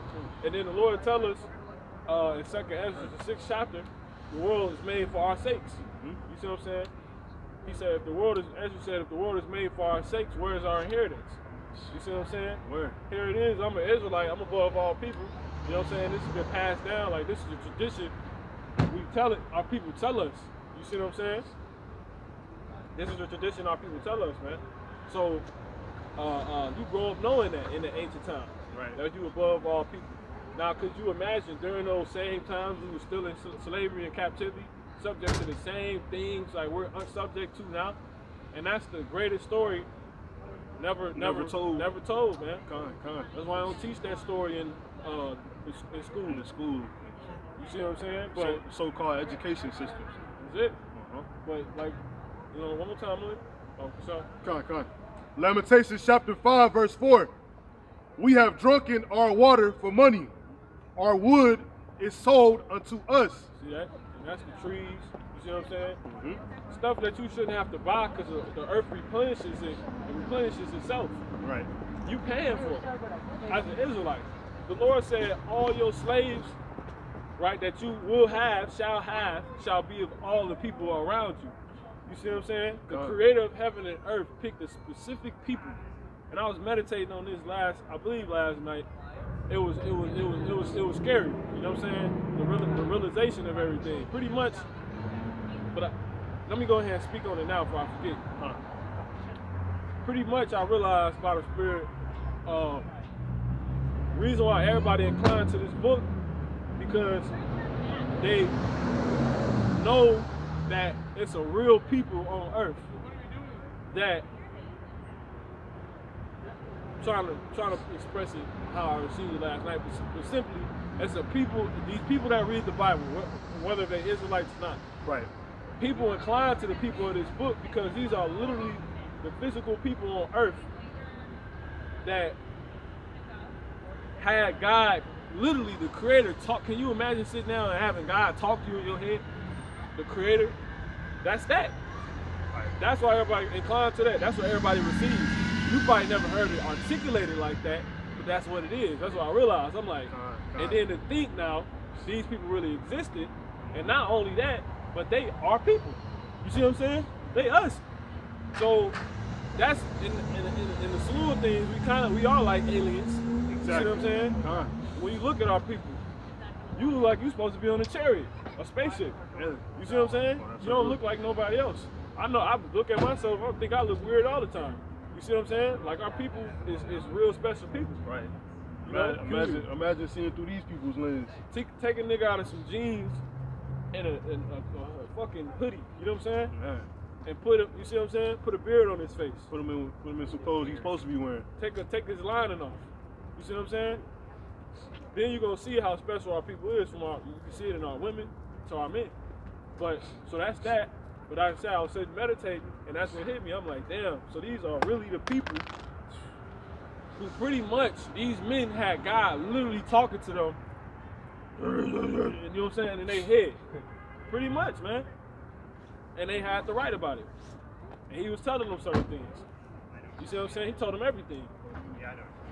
And people know that this is real and it existed. And guess what? The greatest secret is that they, the relatives of the so-called, they're the so-called blacks, Hispanics, Latinos, and Native American Indians today. You know? So that's to really put that in context right there when they say we have drunken our water for money. Our blood is sold unto us. You see what I'm saying? Because they pretty much during that time, yeah, we were still in captivity, but we still had our traditions. Right, yeah, our traditions, our understanding. Our oral tradition. Right. Knowing that we above all people.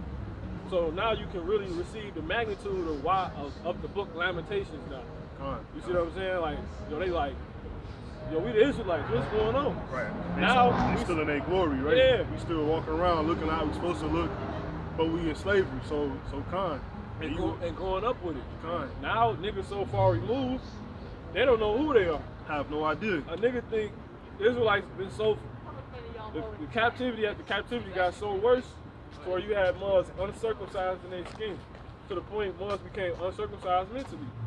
To the point now, these niggas think they're colors out of crayon boxes. Right. You see what I'm saying? Man. But that's it. You got it. Kind.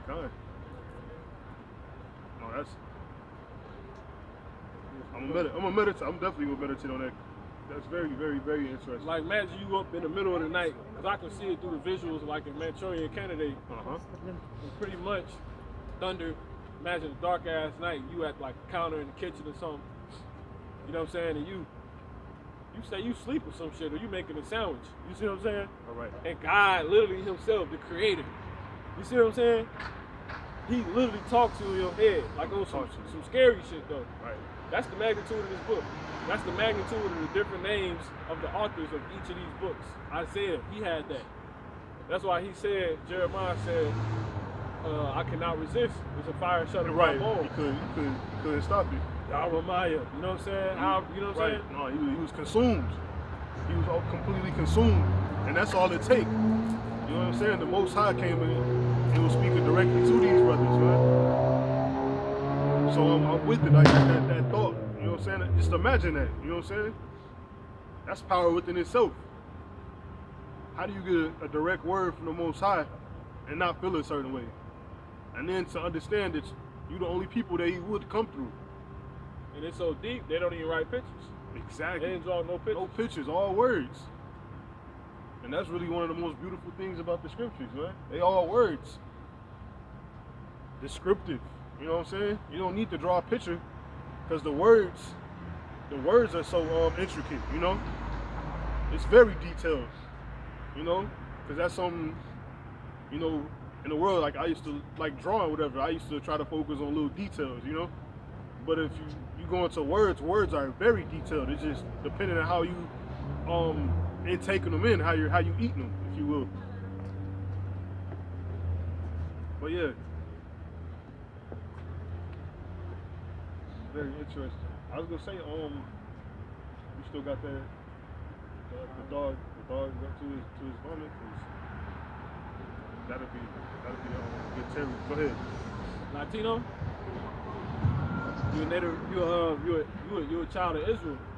Your grandfather? Am I entitled to Israel? Yeah. No, I'm pro-Israel, man. Yeah, you how we know is because our people had these slaves. No, he's saying you are an Israelite.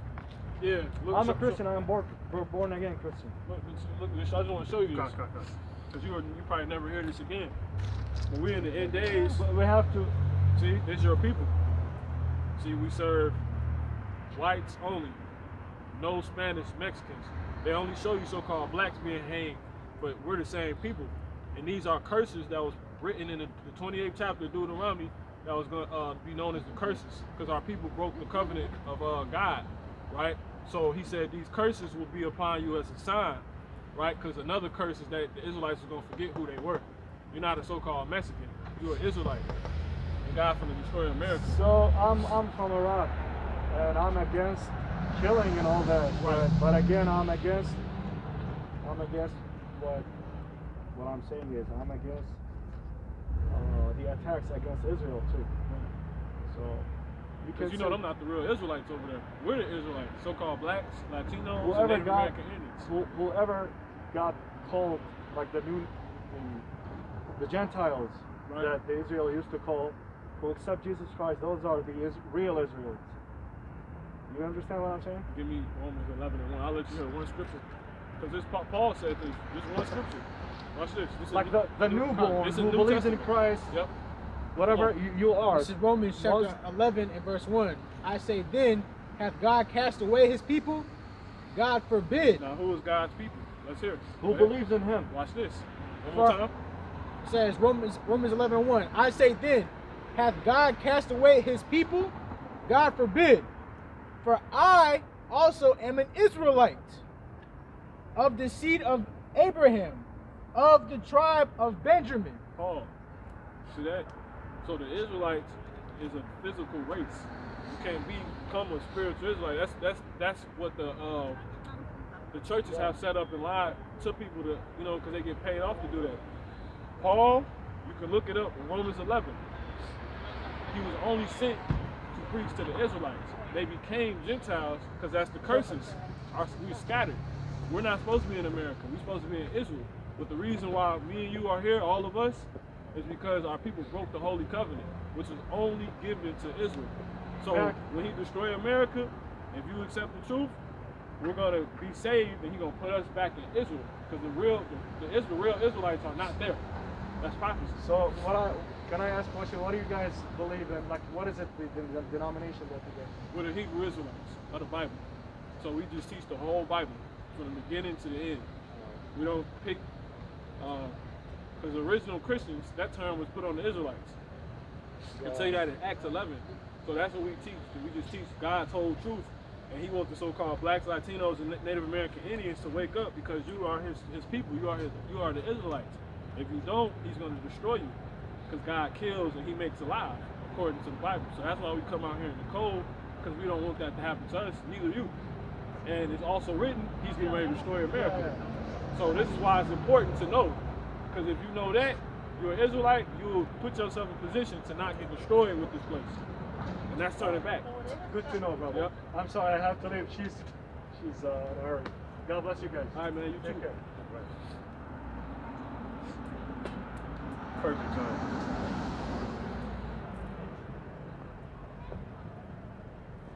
Proverbs chapter 26 and verse 11. As a dog returneth to his vomit, so a fool returneth to his folly. Example. Perfect example. Like, so it's just like a dog. You know, people being likened to dogs. Those of you who refuse the words of the Lord. You know, those of you who hear the words, right, and refuse them. You know, sort of going back to like that spirit that leaves you, right, and you come into the truth, and you hearing the words, you understanding it, right, you turn the leaf, and then, you know, out of nowhere, you turn back, right, you're going back to your own vomit. So hearing the words, hearing the truth coming in, right, you know, becoming a righteous person, if you will, hearing the truth, abiding in the truth, and then to ultimately go back into the world, you know, that's likened it to a dog going back to eat his own throw up. You see, it's abominable. But that's what you liken it to when you defer the words of the Lord. You know, when you defer the words of Yahweh Ba'ashem Yahweh Shai.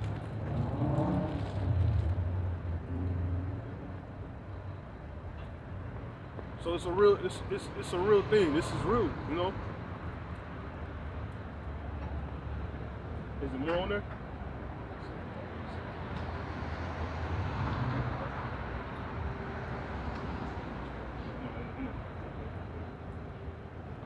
You got anything you want to add? Yeah, man. I mean, he's a perfect example. Let's say he don't return. What did he do? He turned back to what he was just doing. What's his folly? Because if you ain't doing this and you don't know this, you're a fool. You know? And you will be destroyed because of that. You get that in Psalms 5 and 5. You know what I'm saying? I tell you that the foolish shall not stand in the sight of the Lord, man. Right? When you no longer have a spirit in your body, right? You are not laid to rest. You see what I'm saying? So ultimately, that's what the Lord is saying. The fool shall not stand in the sight of the Lord. You got it? Psalms chapter 5 and verse 5. The foolish shall not stand in thy sight. See, so he take fools out of here, man. Because what allows you to stand? It ain't your skeleton. You see what I'm saying? Right. It's your spirit. Once you take that spirit, you're laid to rest. So fools get laid to rest, man. So if you hear this truth, you come in this truth, you turn back to your folly. You see what I'm saying? Like that house swept and garnished. Okay. One is you're gonna be worse than who you were before you knew the truth. You see what I'm saying? Right. And three, you're gonna get laid to rest. Right. That's your rest. That is a rest. You seeking rest, there you go. You got it. You know what I'm saying? Simple. And you're dead. You know, Lord gonna get your ass death. dead to the Lord. He said he don't know you. You gonna knock on that door, and you gonna be unknown. And trust. You rather be down here doing the work, man. It ain't no point in you going back to the spirit world. There's no point. What, like the movie here, you know what I'm saying? Everybody's straight up there. You know what I'm saying? The battle here. You know, those that will be rewarded and creating the top highlights, if you will. You see what I'm saying? Right. That's happening down here. It's straight up there. So you wanna endure to the end and do the work. You don't wanna be put to death. I know I don't wanna die. I wanna stay down here like Paul said, do the work. I'd rather get the fuck out of here. Right. But I see it make more sense for me to be here. Because you playing a bigger purpose being here than being up there. Con. You know what I'm saying? This is 2nd Esdras chapter 7 and verse 57. Especially when you know the truth, which is very, tons of people don't have. It's like it's called the small gate. Con. You see what I'm saying? The narrow path, man. Come on, paraphrase it. Come on. Then answered he me and said, this is the condition of the battle. That's beautiful. Call you at again? 2nd Esdras chapter 7 and verse 57. Yep. It's like one of my favorite ones in 2nd Esdras. It says, then answered he me and said, this is the condition of the battle. Yeah. which certain stipulations. Come on. which man that is born upon the earth shall fight. Yeah. Because one, he just told you is a battle, and it comes with certain conditions. You gotta know that you're gonna want rest, but you ain't gonna get it. You see what I'm saying? It's one of the conditions. No, this is not our rest. That's why everybody they try to leech themselves to the Bible, because in there it's talked about the true rest that everybody in their spirit is looking for. Exactly. Which they not gonna really get, but they gonna at least get to be around it. It's gonna be amongst them. You see what I'm saying? The kingdom of heaven, if you will. You see what I'm saying? That's the true rest. So that's what you down here really waging war against. You see what I'm saying? So the condition is that you're not gonna get rest.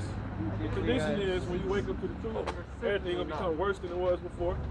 You see what I'm saying? The condition is if you learn the truth and you turn back to your folly, you see what I'm saying? You're gonna be worse off than you were before you knew the truth. Right. That's the condition. And the condition is, say you have an Israelite child, right? You have a child.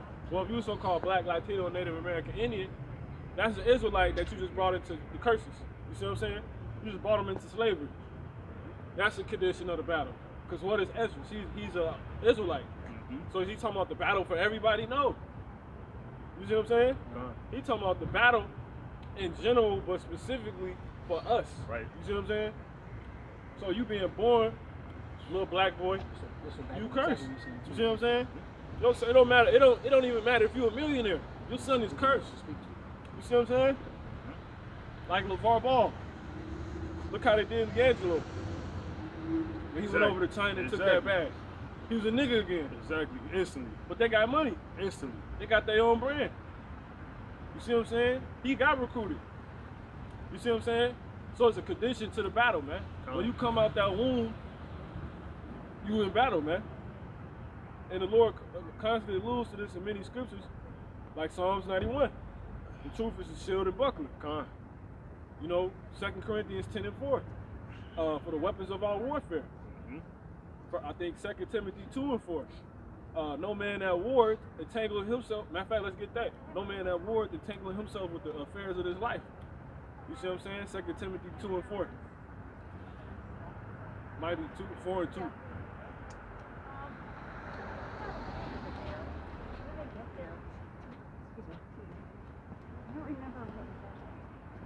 Come on. 2 Timothy chapter 2 verse 4. No man that warreth in No man. See, come on. that warreth That do what? that warreth You see, what happens in battle? War. You see? War is waged. Come on. no man that warreth entangleth himself with the affairs of this life. So you outright, you on the pretty much when you're born, it don't matter if you know the truth. You're in the battle regardless. You see what I'm saying? Now when you get the truth, you're on the front line. You see what I'm saying? You under the front man, you have a very important role. Don't you know war is set up in the most articulate way and fashion in its array? They got certain formations. Like you can go watch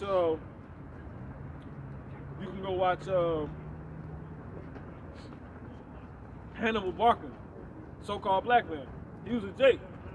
They use his military tactics in the military to this day.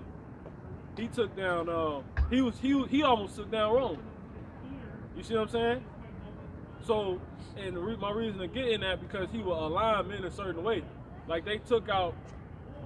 Reason why he became famous is because he had this battle in which I think it was like 10,000 of them versus like 60,000 Romans or some shit like that. And they took them out based off of how they arrayed themselves together against them. So he had certain men on the front and he had ambushed them from the front. So when they gazed in on them, he had a whole slew back there. So they caught him in. They fenced them in. And then you had people on top of the mountains that came down. So they was encircled, that 60,000 was encircled by nothing but men. You see what I'm saying? So if I slice through him, all I gotta do is just keep weaving my way. So when I get to the core of that 60,000, because they're in the middle, and they done fenced them off basically, from what I can remember. You just replenish. You It's replenish the whole time. It's like eating an apple. You start from the outside to the core. Yeah, and then just go down. So he was famous for that. That's the only reason I mentioned that. I said just to add to that, let's just go back into our history. I said, It is our history. Animal Barker was a date. I'm saying even more. Like, really, specifically, I say going into the scriptures, you see how Joshua was going about Right. his tactics. Yeah. You know what I'm saying? Same spirit. Waiting in the valley, you see it in the Judges too. All through the scriptures. Being in the trees. Yeah, we amongst the trees. have valiant men, man. We have valiant men. That's our people know how to wage war. So you got to know how to wage war in the most ultimate fashion, and that's in the spirit. So regardless, as I said, when you come into the world, Born into the battlefield. you born, man. You born as a so-called black child, Latino child, Native American, Indian child. You born into the battle. You see what I'm saying? And you got to fight.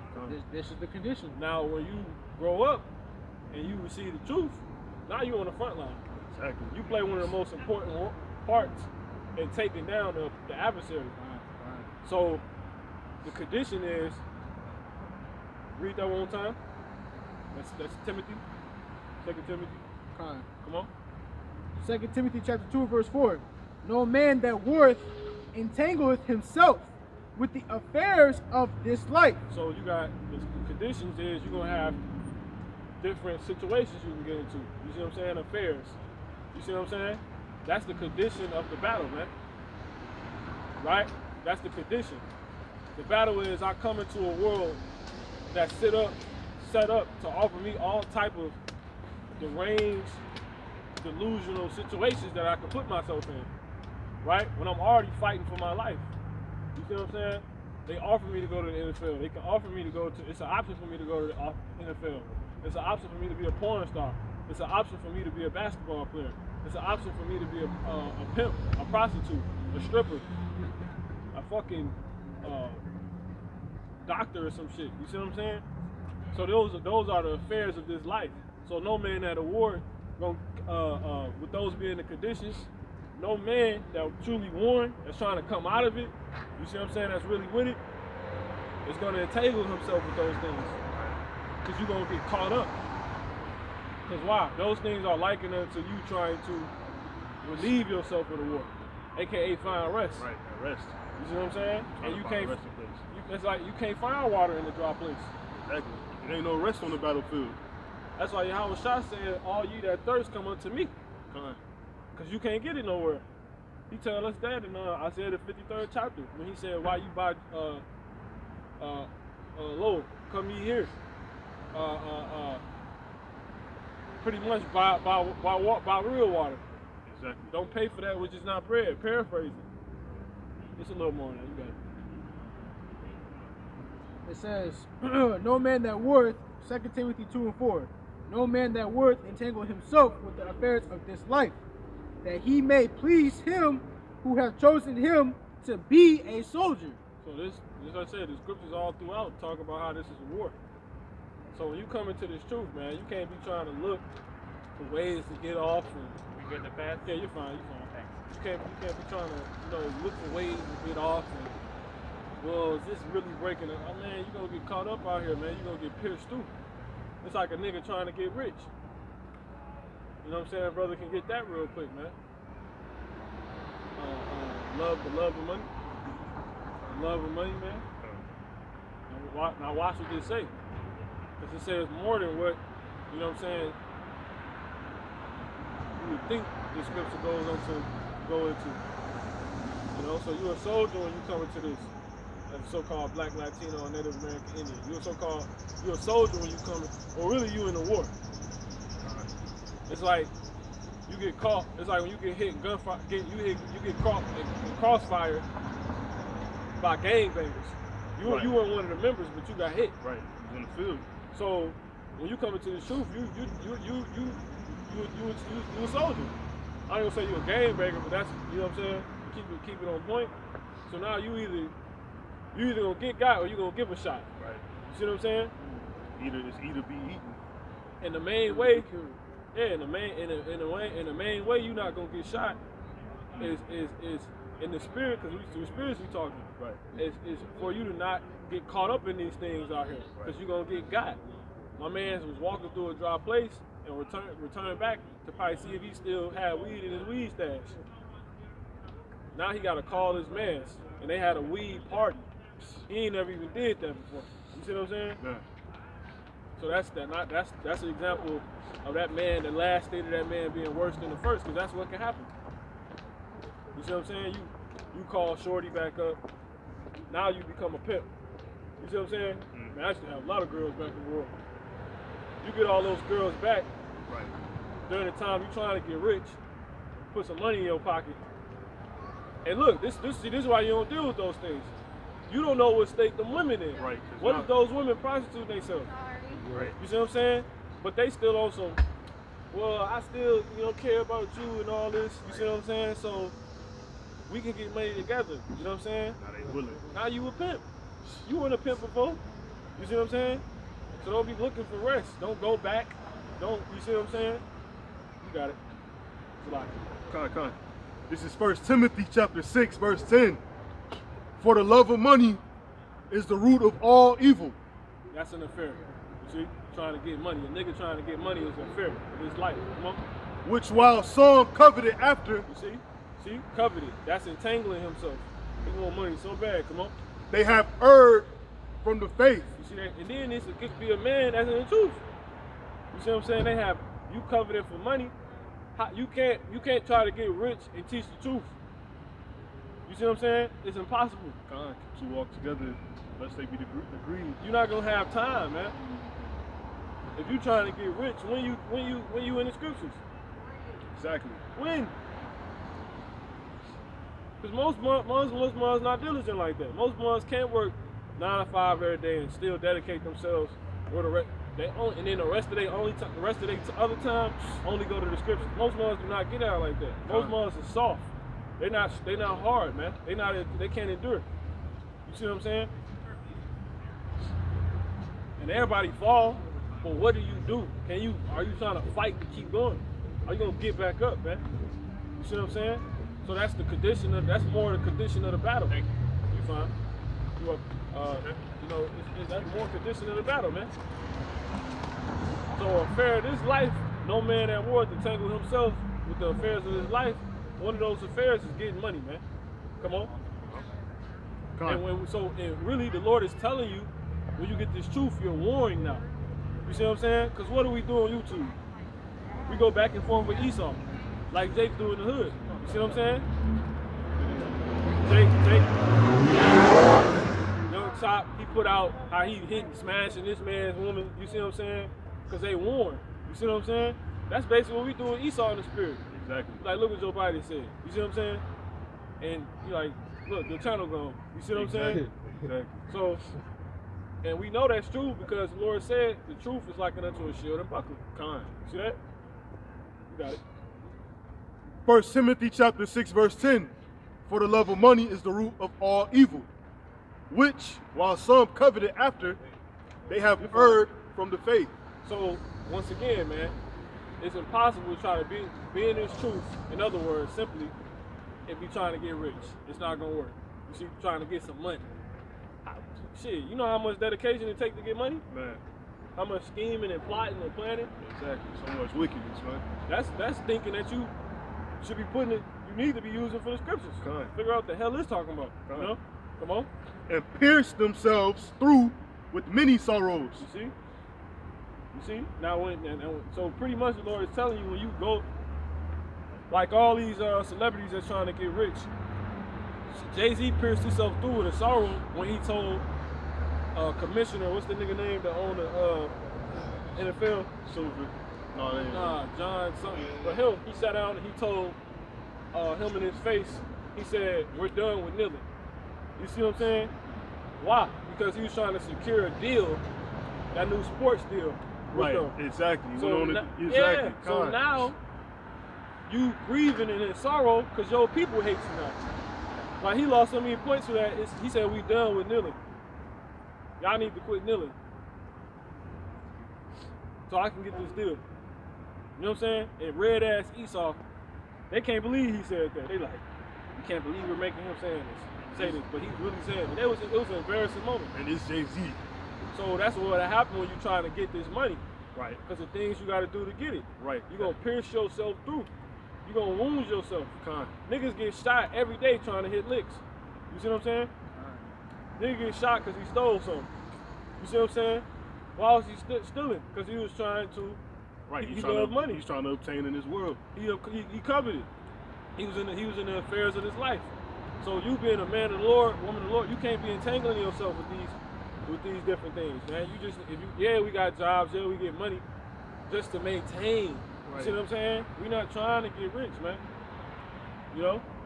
And you got some two brothers that's not counting if you already straight. Because you got some brothers there's brothers that's in the truth that had $100,000 jobs.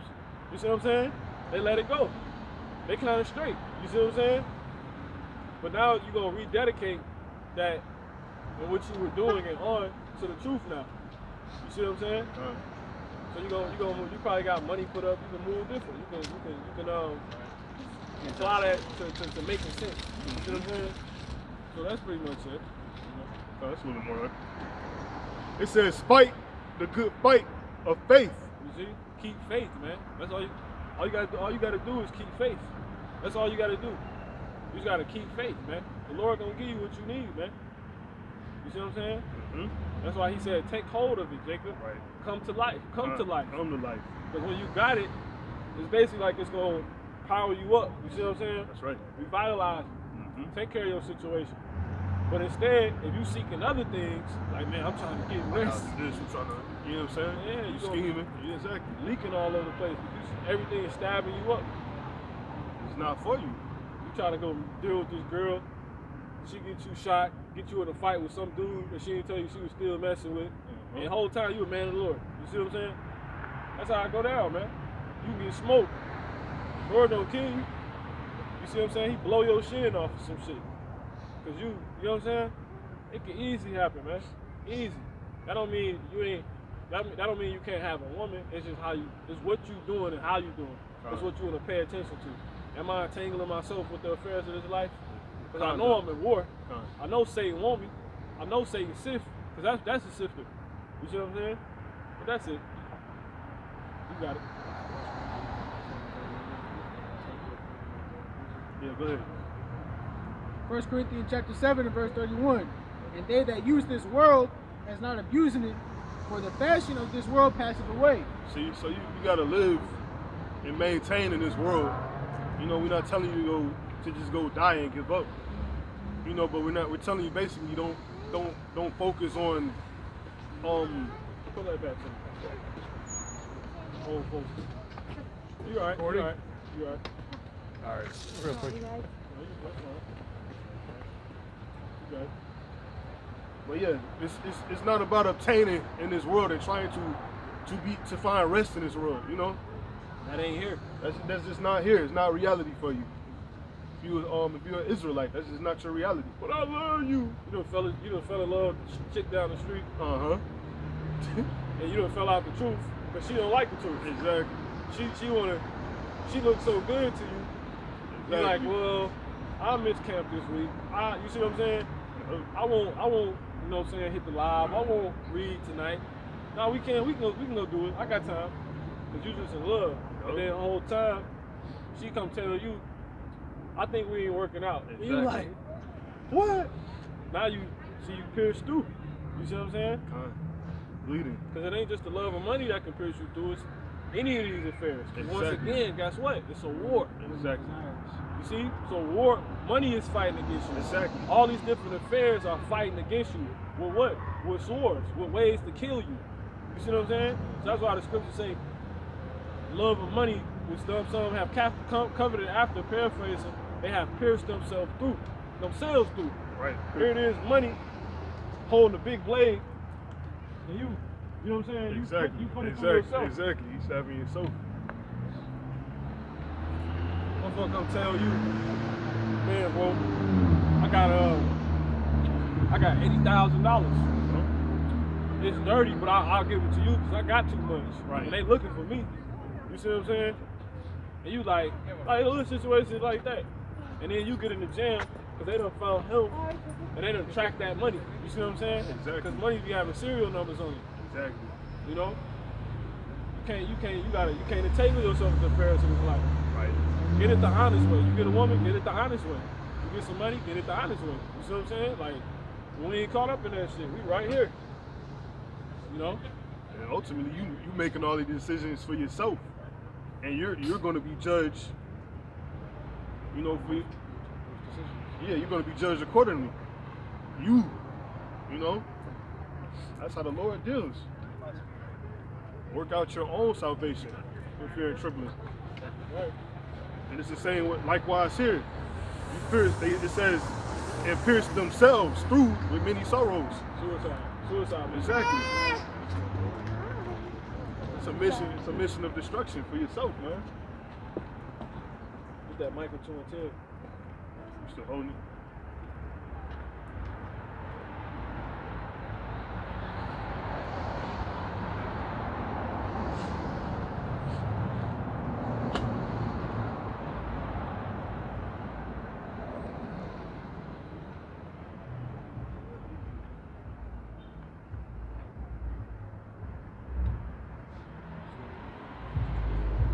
Console.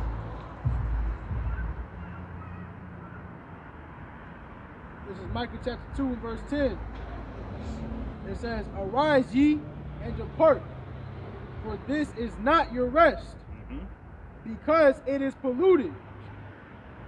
It shall destroy you, even with a sore destruction." So let's get up. Arise. You arise because it's not time to be resting. We don't have rest here. Why? Going back to the point, like this, the rest here is polluted. So any rest that you find here, any time that you're trying to put up as some leisure time, if you will. I ain't gonna say leisure because that's good for you sometimes, but if you're using it in the wrong way, if you're trying to rest with it instead of obtaining, it's polluted, and it's going to destroy you. You're going to do it to yourself. Once again, you can't find rest here on the battlefield. It's a battlefield that we're in. That war that's going on outside, you're part of it. Even if you're just a bystander, if you consider yourself a bystander. But especially if you done chose a side, like being in the truth. Like if you're in the truth, there's no rest for you, and that's part of the stipulations that was taught to you. You can read it again though. Micah chapter 2 and verse 10. "Arise ye and depart, for this is not your rest, It's not your rest. because it is polluted." It says because it is polluted. It is polluted. She was like, So y'all fine. I'm so sorry. It is polluted. So That's why you engage. Imagine you want to deal with them. It's like, no, bring it up. they idiots, man. Exactly. Get caught up in that. I got these snow bunnies, man. Pollution, man. You straight polluted. It is polluted. That's not saying that. It's saying it's not going to take for you to get into these things for them to become polluted. Before you obtain them, it was already rotten. I got something. Man, I got something right Come on, bring it up. here. This is What you say? Yeah. man, this is crazy. I said, what profit is thou? Nothing, because it's polluted already. It never could profit you. All the things that you thought that you was profiting on, it was already destroyed. Come on. So like, This is 2 Peter 2 and 15. It says, "Which have forsaken the right way and are gone astray, following the way of Balaam, the son of Besor, who loved the wages of unrighteousness, but was rebuked for his iniquity. The dumb ass speaking with man's voice forbade the madness of the prophet." It says, "These are wells without waters, clouds that are carried with a tempest, to whom the mist of darkness is reserved forever." So these are Israelites who don't have water. so like, what scripture is that? In 2 Peter Come on. 2 and 2 Peter 2. But these are wells without water. So a lot of these jakes walking around, I can say all the time by the Spirit, these dudes ain't obtaining to what they supposed to obtain to. If you're a well, what's supposed to be inside you? Water. Water. So if you leave, you pretty much give up that water. right? So you forsake the way. And what use are you? You have no use. This is verse 19. I'm gonna start at 20. It says, I'm gonna start at 19. While they promise them liberty, they themselves are the servants of corruption.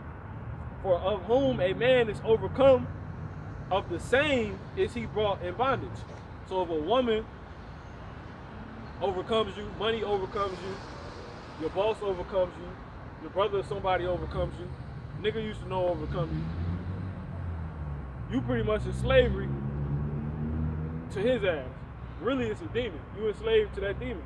So now you out, man. You a damn demon now. It says, verse 20, for if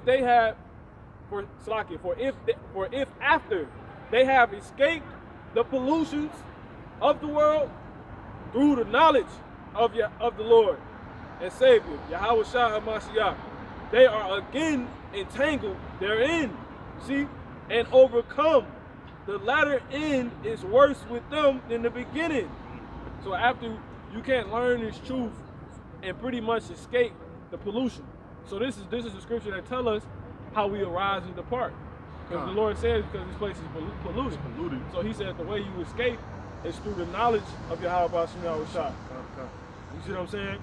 But if you get overcome by trying to find rest here or looking back, you entangled. Right. You see what I'm saying? And you're worse than when you started. And that's the point. This is verse 21. For it had been better for them not to have known the way of righteousness. So it'll be better. Then, after they have known it, to turn from the holy commandment delivered unto them. You see? So, but it is happened unto them according to the true proverb. The dog is turned to his own vomit again, and the sow or the sow that was washed to her wallowing in the mire. So a nigga get clean, just gonna get dirty again, man. And it's gonna be worse than you could imagine if you come into the truth. You see what I'm saying? You pick up this way, you turn back from, you know what I'm saying, the error, man. You know?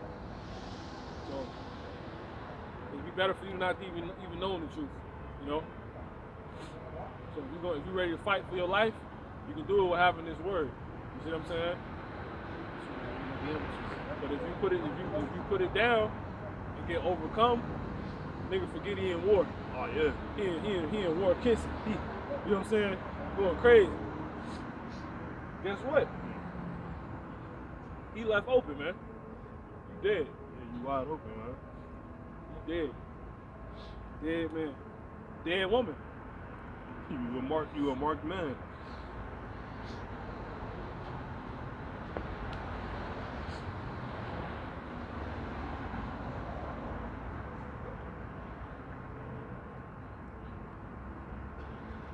I could bring up that second address.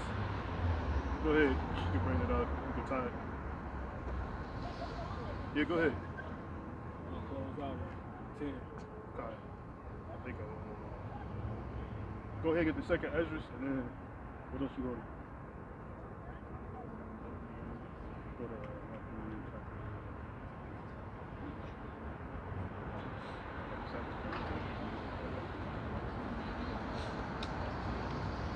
Bring the second address out first. You guys, you good?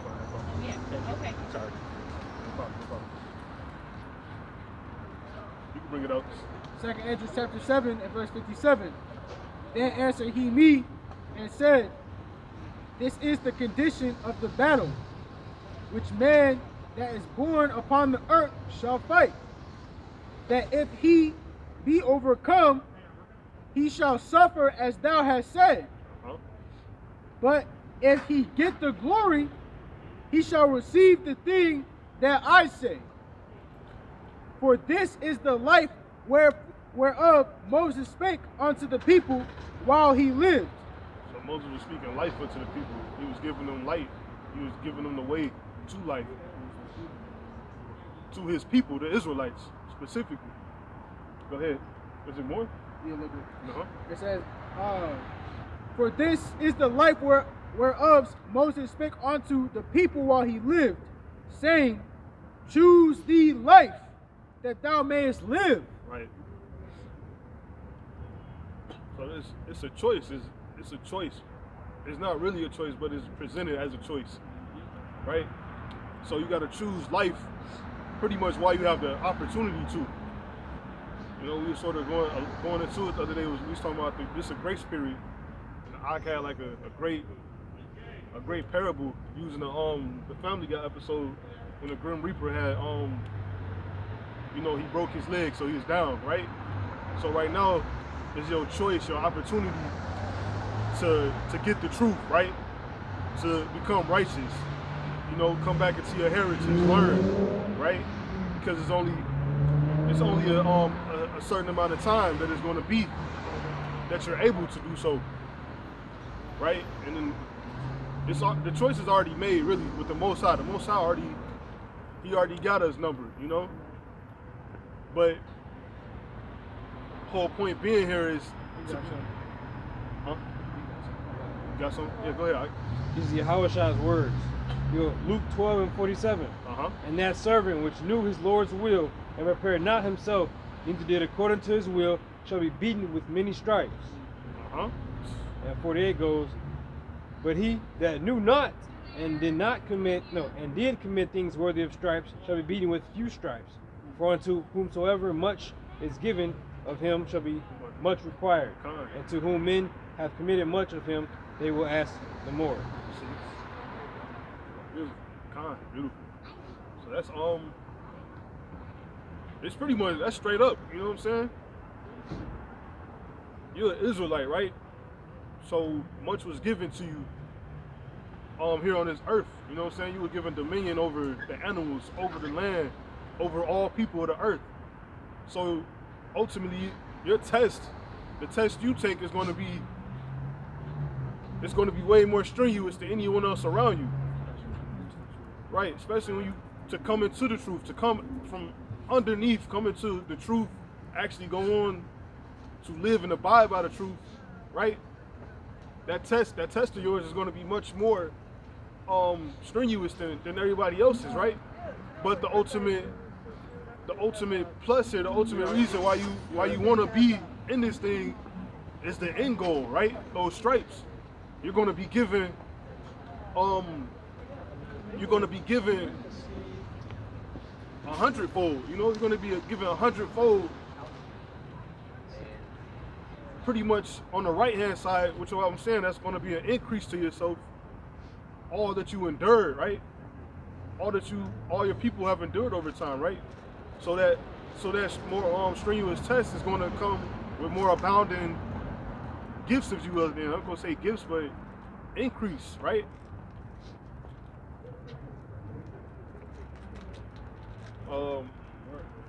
Brothers, want to say anything on that? No, man. I mean, that's pretty much it. I gotta. Let's go get the next scripture. You know what I'm saying? Okay, guys. Matthew. Yeah. Very cool. Good evening. Thank you. Go ahead. This is Matthew chapter 7 and verse 13. Enter ye in at the straight gate. Right. For wide is the gate, and broad is the way that leadeth to destruction. So enter you into the straight gate. You want to be in line, right? That straight gate is in line with the truth, in line with the words of Yahweh Ba'ashem Yahweh Shai, right? Because that's the only way to get into the water. That's the only way to get into the kingdom, and to claim, and to redeem what was supposed to be given to you. But you can read that from the top again. This is Matthew chapter 7 and verse 13. Enter ye in at the straight gate. For wide is the gate, and broad is the way that leadeth to destruction. See that wide gate, all of those other ways, right? Going into that pollution, that's going to destroy you. You're going to fall out going the wide way. It's a straight gate. It's one direction. It's a line. It's profane. It's common. The pleasure of being wide. Right. Everything on that wide gate, that's you straying away. That's you straying away from what the truth is, because there's only one truth.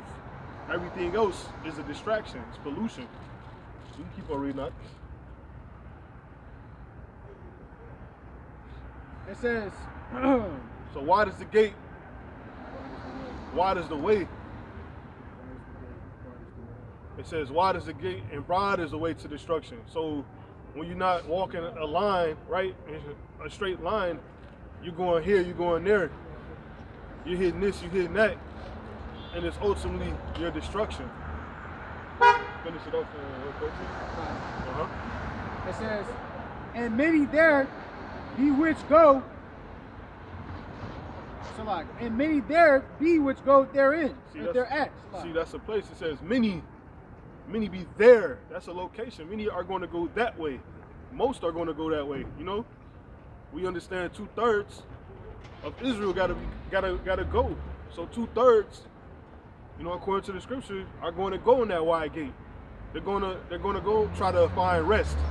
You know, they're gonna go into the pollution, right? Yeah, many is a common thing. That's what most people go do. Everyone you see here, you know, we're not of the many, you know? And that's because we know the words, we know the truth. And the word is uncommon. The water, I keep on reading. Please. It says, Matthew 7:14, because straight is the gate and narrow is the way which leadeth unto life. See, that narrow, that straight gate is going to take you into life. So yeah, you're not going to be dealing with, you know, all the worldly issues. You're gonna be hardened to the world. You know, all that stuff's not going to entertain you. You're not going to, you understand and you're accepting, like, no, I'm not going to get rich. I'm not going to chase being rich, right? I'm not going to chase all of these worldly things. But with me doing that, I'm going to obtain life. I'm going to obtain favor with the Most High, with the Lord. You can read that last one again. Matthew chapter 7 and verse 14. Because straight is the gate and narrow is the way which leadeth unto life. And few there be that find it. See, there's going to be very few that find it. That's uncommon. Again, like the brother said, that's uncommon. You're dealing with commoners versus the uncommoners. You know what I'm saying? Profane, unprofane. You know? I should say profane. Kind. You can expound if you want to, right? I got scripture. Bring it up. It's Colossians 3:2. It says, set your affection on things above, Kind. not on things on the earth. Right. So basically, that's just going into not being of this world. Right. You see dudes hopping out the car in nice tuxedos or whatever, and they think they're living good. Like they do got it all right now, but we're not worried about now. We're worried about the future. We're worried about what's gonna come. Kind. Right. Sexual affection on things that are high. Everything here is played out. Everything that you see is dry. We in the valley of dry bones. You know, we know it. That's the thing. Nothing new to do. Yeah. That's why you see Jake. He'll come hear the word, be like, I gotta go. And you're gonna see him walking around the block a few times. Right. That's why we could come out here week in and week out. You know, we're preaching the same words. We're doing the same thing, right? And the world doesn't evolve around us. It doesn't grow. It's always the same. Same people going to the same restaurants, right? Same people going to the same stores, buying the same this, buying the same that. They're not obtaining to anything, right? And we're okay with that. We're okay with seeing that because we're setting our goals, right? The stuff we want is above, it's higher, right? It's not anything that's here that's going to satisfy us because we know there's more, you know? Like Bert said, we the valley of dry bones. We're not in the valley, you know what I'm saying, of dry bones. Really, you know what I'm saying, among the mountains. Those that are high up. Artificially. And we understand also in the scriptures that those valleys are going to be exalted, right? Yep. So those valleys that are low right now, they're going to be exalted high. And those mountains, all of this, the worldly stuff, like the brother was saying, he's like, they hopping out in tuxedos, all the things that the world believes in or agrees with, right? All that stuff is going to be thrown down. right? Isaiah 40. Isaiah 40. Isaiah 40. Yeah.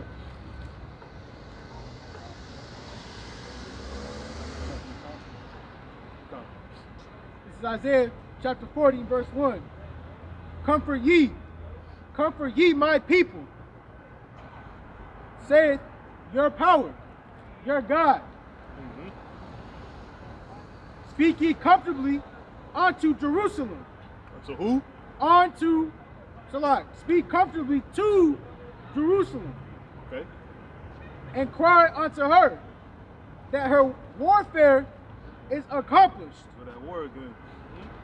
that her iniquity is pardoned. Our iniquities pardoned. Come on.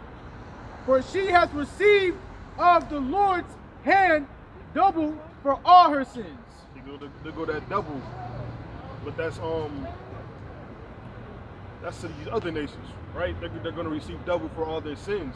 That's that mountain being toppled down to just rocks and stubble, right? We receive double. Because we receive double. They're gonna receive double destruction. Right. You know, and us that were those valleys, we're gonna receive double recompense, right? So those tall mountains, they gonna be valleys, and those valleys they're gonna be mountains. There's more on it. Mm-hmm. It says,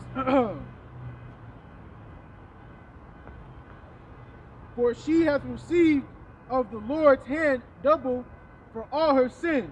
Mm-hmm. The voice of him that crieth in the wilderness, prepare ye the way of the Lord. Make straight in the desert a highway for our power. Make straight. Keep going. Every valley shall be exalted, See? and every mountain and hill shall be made low, and the crooked shall be made straight, and the rough places plain. And the glory of the Lord shall be revealed, and all flesh shall see it together, for the mouth of the Lord hath spoken it. See? It's the Lord's end game here, pretty much. Everything is going to be set straight, right? Everything that we see as being corrupt, it will be shown and labeled as corrupt. You know, it won't be lies anymore. We're gonna see clear. You know, the vision is going to be clear. I was gonna say, that voice crying in the wilderness was preparing, right? Mm-hmm. And we are those voices. You hear? We crying in the wilderness. We out here trying to wake our people up, telling them that this place is over with. America is going to be destroyed because it's written. And the Lord, He's giving us His end game. You know, He's showing us clearly that these things are coming to pass, right? I got some. Uh-huh. I need two. This is Matthew 11, and I'm gonna start at 15. He that hath ears to hear, let him hear. For whereunto shall I liken this generation? It is like unto the children sitting in the markets, and calling unto their fellows, and saying, we have piped unto you, and ye have not danced. Uh-huh. We have mourned unto you, and ye have not lamented. That's it. Kind. So He said we've piped to you. I mean, we came out here, we played the tune, right? And you see all these people, they just walk past us. You know, they're not entertained. To our people though. Our people, specifically our people. They walk past. Jake see us, they put their hood on, and they keep it moving. And they go across the street, they go all around it, any way possible to avoid, you know, hearing this music. You know? And Jake loved to dance, but they don't like dancing to this song, man. They don't want to dance. They don't want to hear the truth about themselves. You know, they'd rather live according to the so-called white man. They want to live inside his world, and they want to prosper inside a world that was set up against them. You see that? They want to come out here. They want to drive the nice cars. They want to work for the so-called white man. They want to do his will. They want to set him up to go on forever. But they don't never think about their own people. So we come out here and we've been piping, but ain't nobody dancing. Why? I got some. Bring it up. Isaiah 5:20. Woe unto them that call evil good, and put in good evil, that put darkness for light, and light for darkness, that put bitter for sweet, and sweet for bitter. See, this condition of the so-called black man, the so-called Latino man, the so-called Native American, so-called West Indian as well. This the condition, the mind state of these people. They mistakenly got everything flipped upside down, and that's because everything they learned came from the so-called white man, your oppressor, right? So we come out here, right? And well, I can't say we come out here. They're trying to live accordingly to their destruction, right? And they don't ever see through it, right? So they continue in that destructive path, and there's nothing there for you. You call good bad and bad good.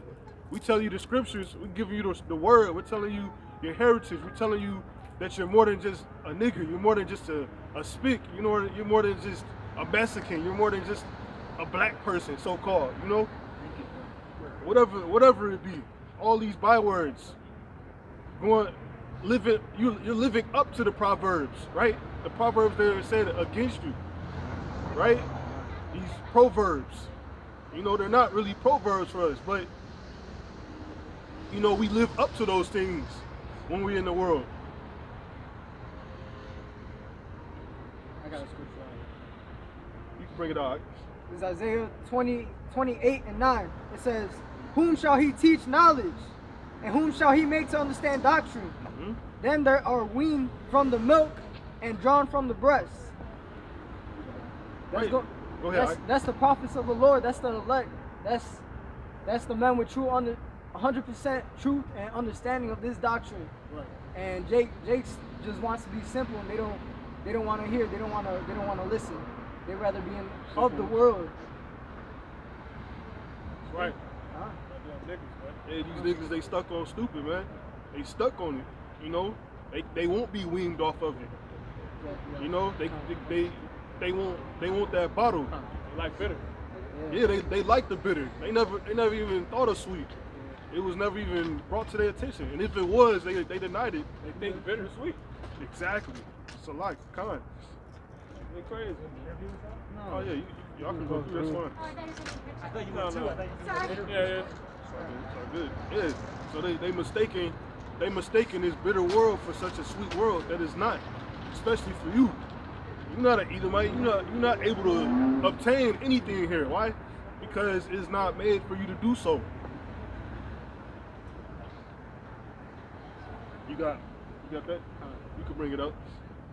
This is Proverbs chapter 1 and verse 22. Hey, bro, you an Israelite. You ever heard of Israelites? You an Israelite. You ever heard of the Israelites? You believe in God? Right, that's true. Well, the God that created all this, he's finna destroy this place and come get his people. You are his people. You so-called Mexican? Yeah. So You're Issachar. You would be an Issachar according to the Bible. These are 12 tribes of Israel. It starts off with Judah. It goes Benjamin, Levi, that's the southern kingdom. And then you're part of the northern kingdom. You're Issachar, bro. Yeah, man, it's time to wake up, bro. It's time to wake up.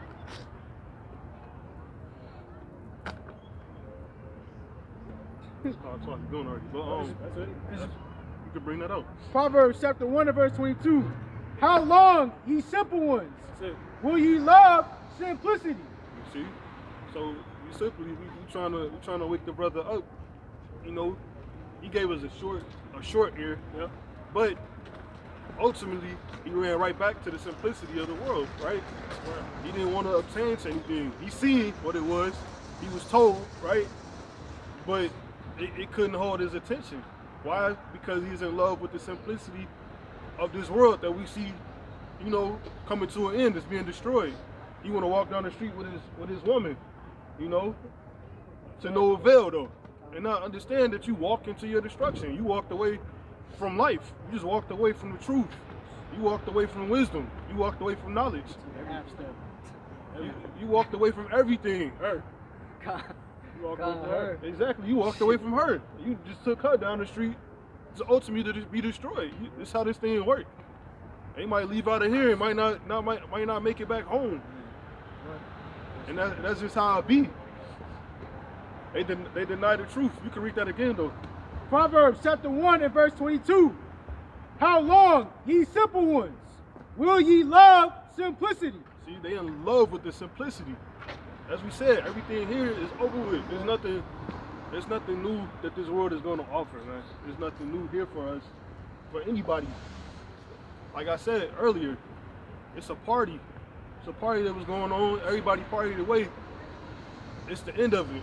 You know, those tables and those chairs, they being put away right now. I got some. It's the end of the day. Go ahead, Ike. This is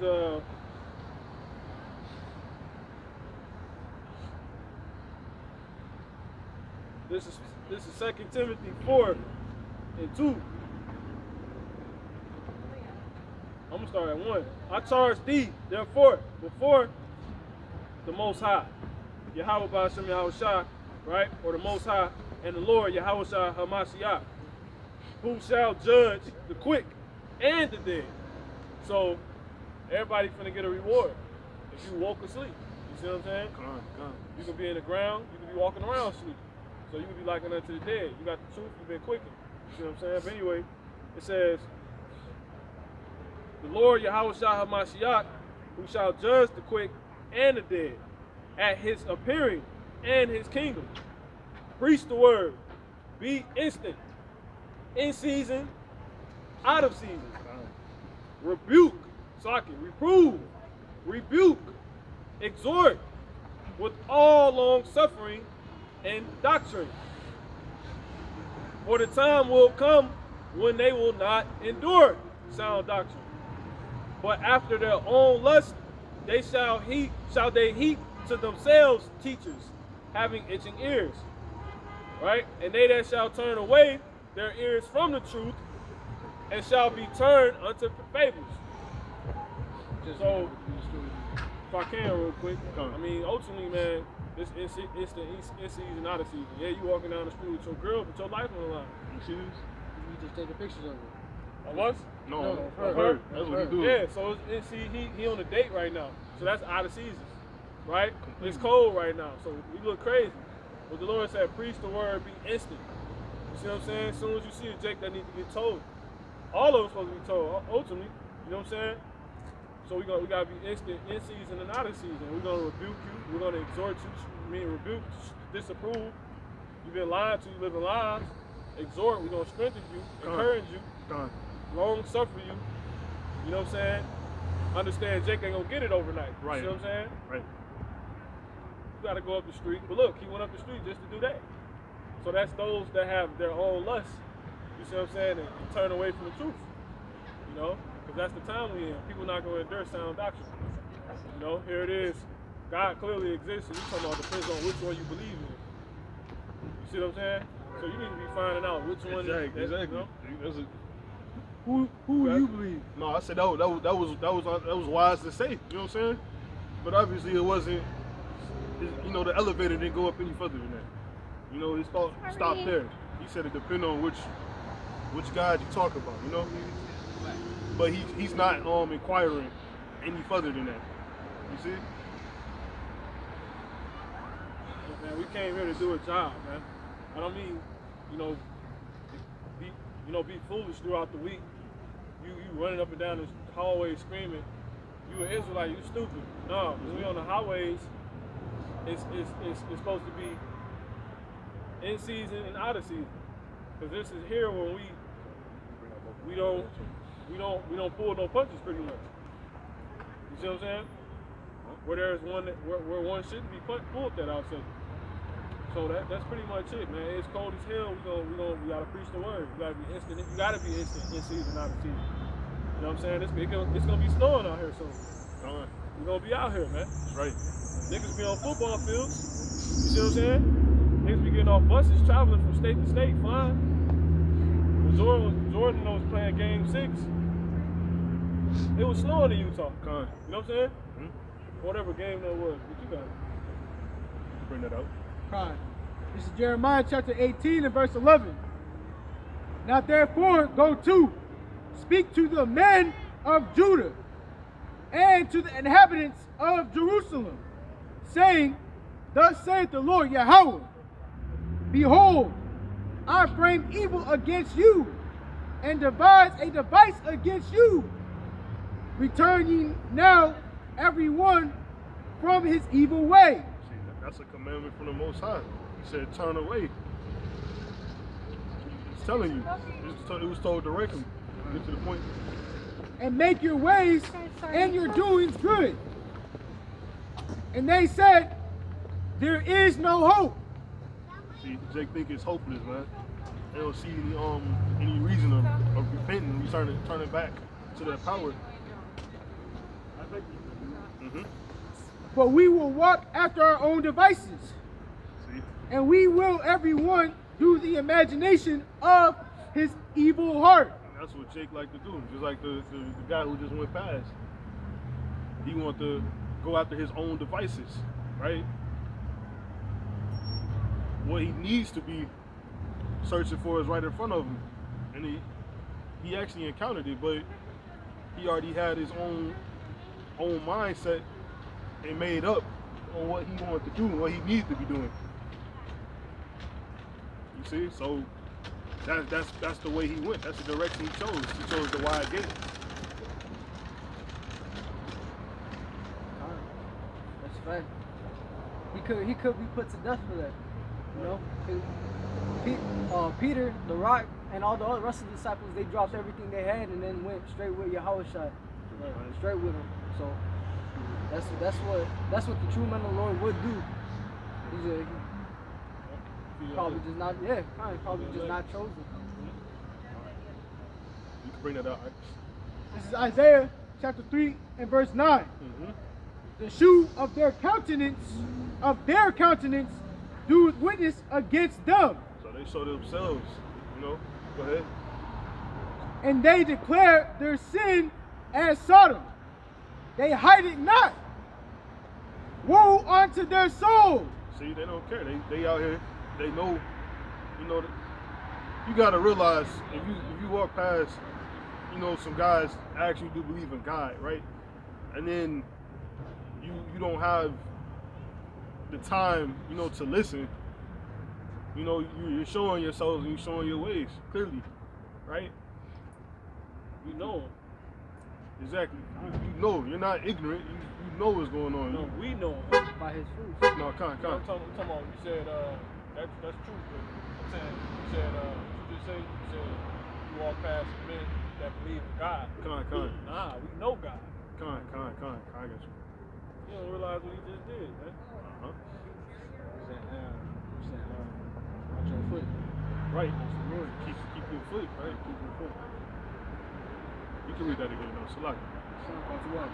Isaiah chapter 3, verse 9. The shoe of their countenance doeth witness against them, and they declare their sin as Sodom. They hide it not. Woe unto their soul, for they have rewarded evil unto themselves. See, you reward evil unto yourselves because you openly, you know what I'm saying? You openly took that mark. You know what I'm saying? You openly accepted that chip. You out showing people. You out showing it off, showing people like, look, I got it, right? So woe unto you. Whoa, that's destruction. That's all that you asking for. Come on. 1 second. But yeah, you know, that's what you asking for, and it's obvious, it's clear. You've made that clear. So we see it, and we don't question that no more. You know what I'm saying? So woe unto you, because you put yourself in that situation. You put yourself in this in the way of disaster. Go ahead, Ike. Whatever you got. Ecclesiastes chapter 5 and verse 1. Keep thy foot when thou goest to the house of the Most High, of Yahweh Ba'ashem Yahushai, and be more ready to hear than to give the sacrifice of fools. That's cool. Keep going. I think brother got something. For they consider not that they do evil. So, you got something, bro? No.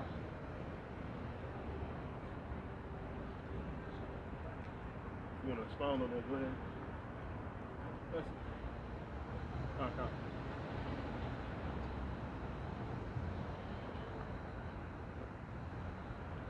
Wrap it up. All right. So we gonna wrap it up. You know. So that said, we'll give all glory, all praise to Yahweh Ba'ashem Yahushai Wa'akadosh Rakah. Till next time, shalom. Shalom. Shalom.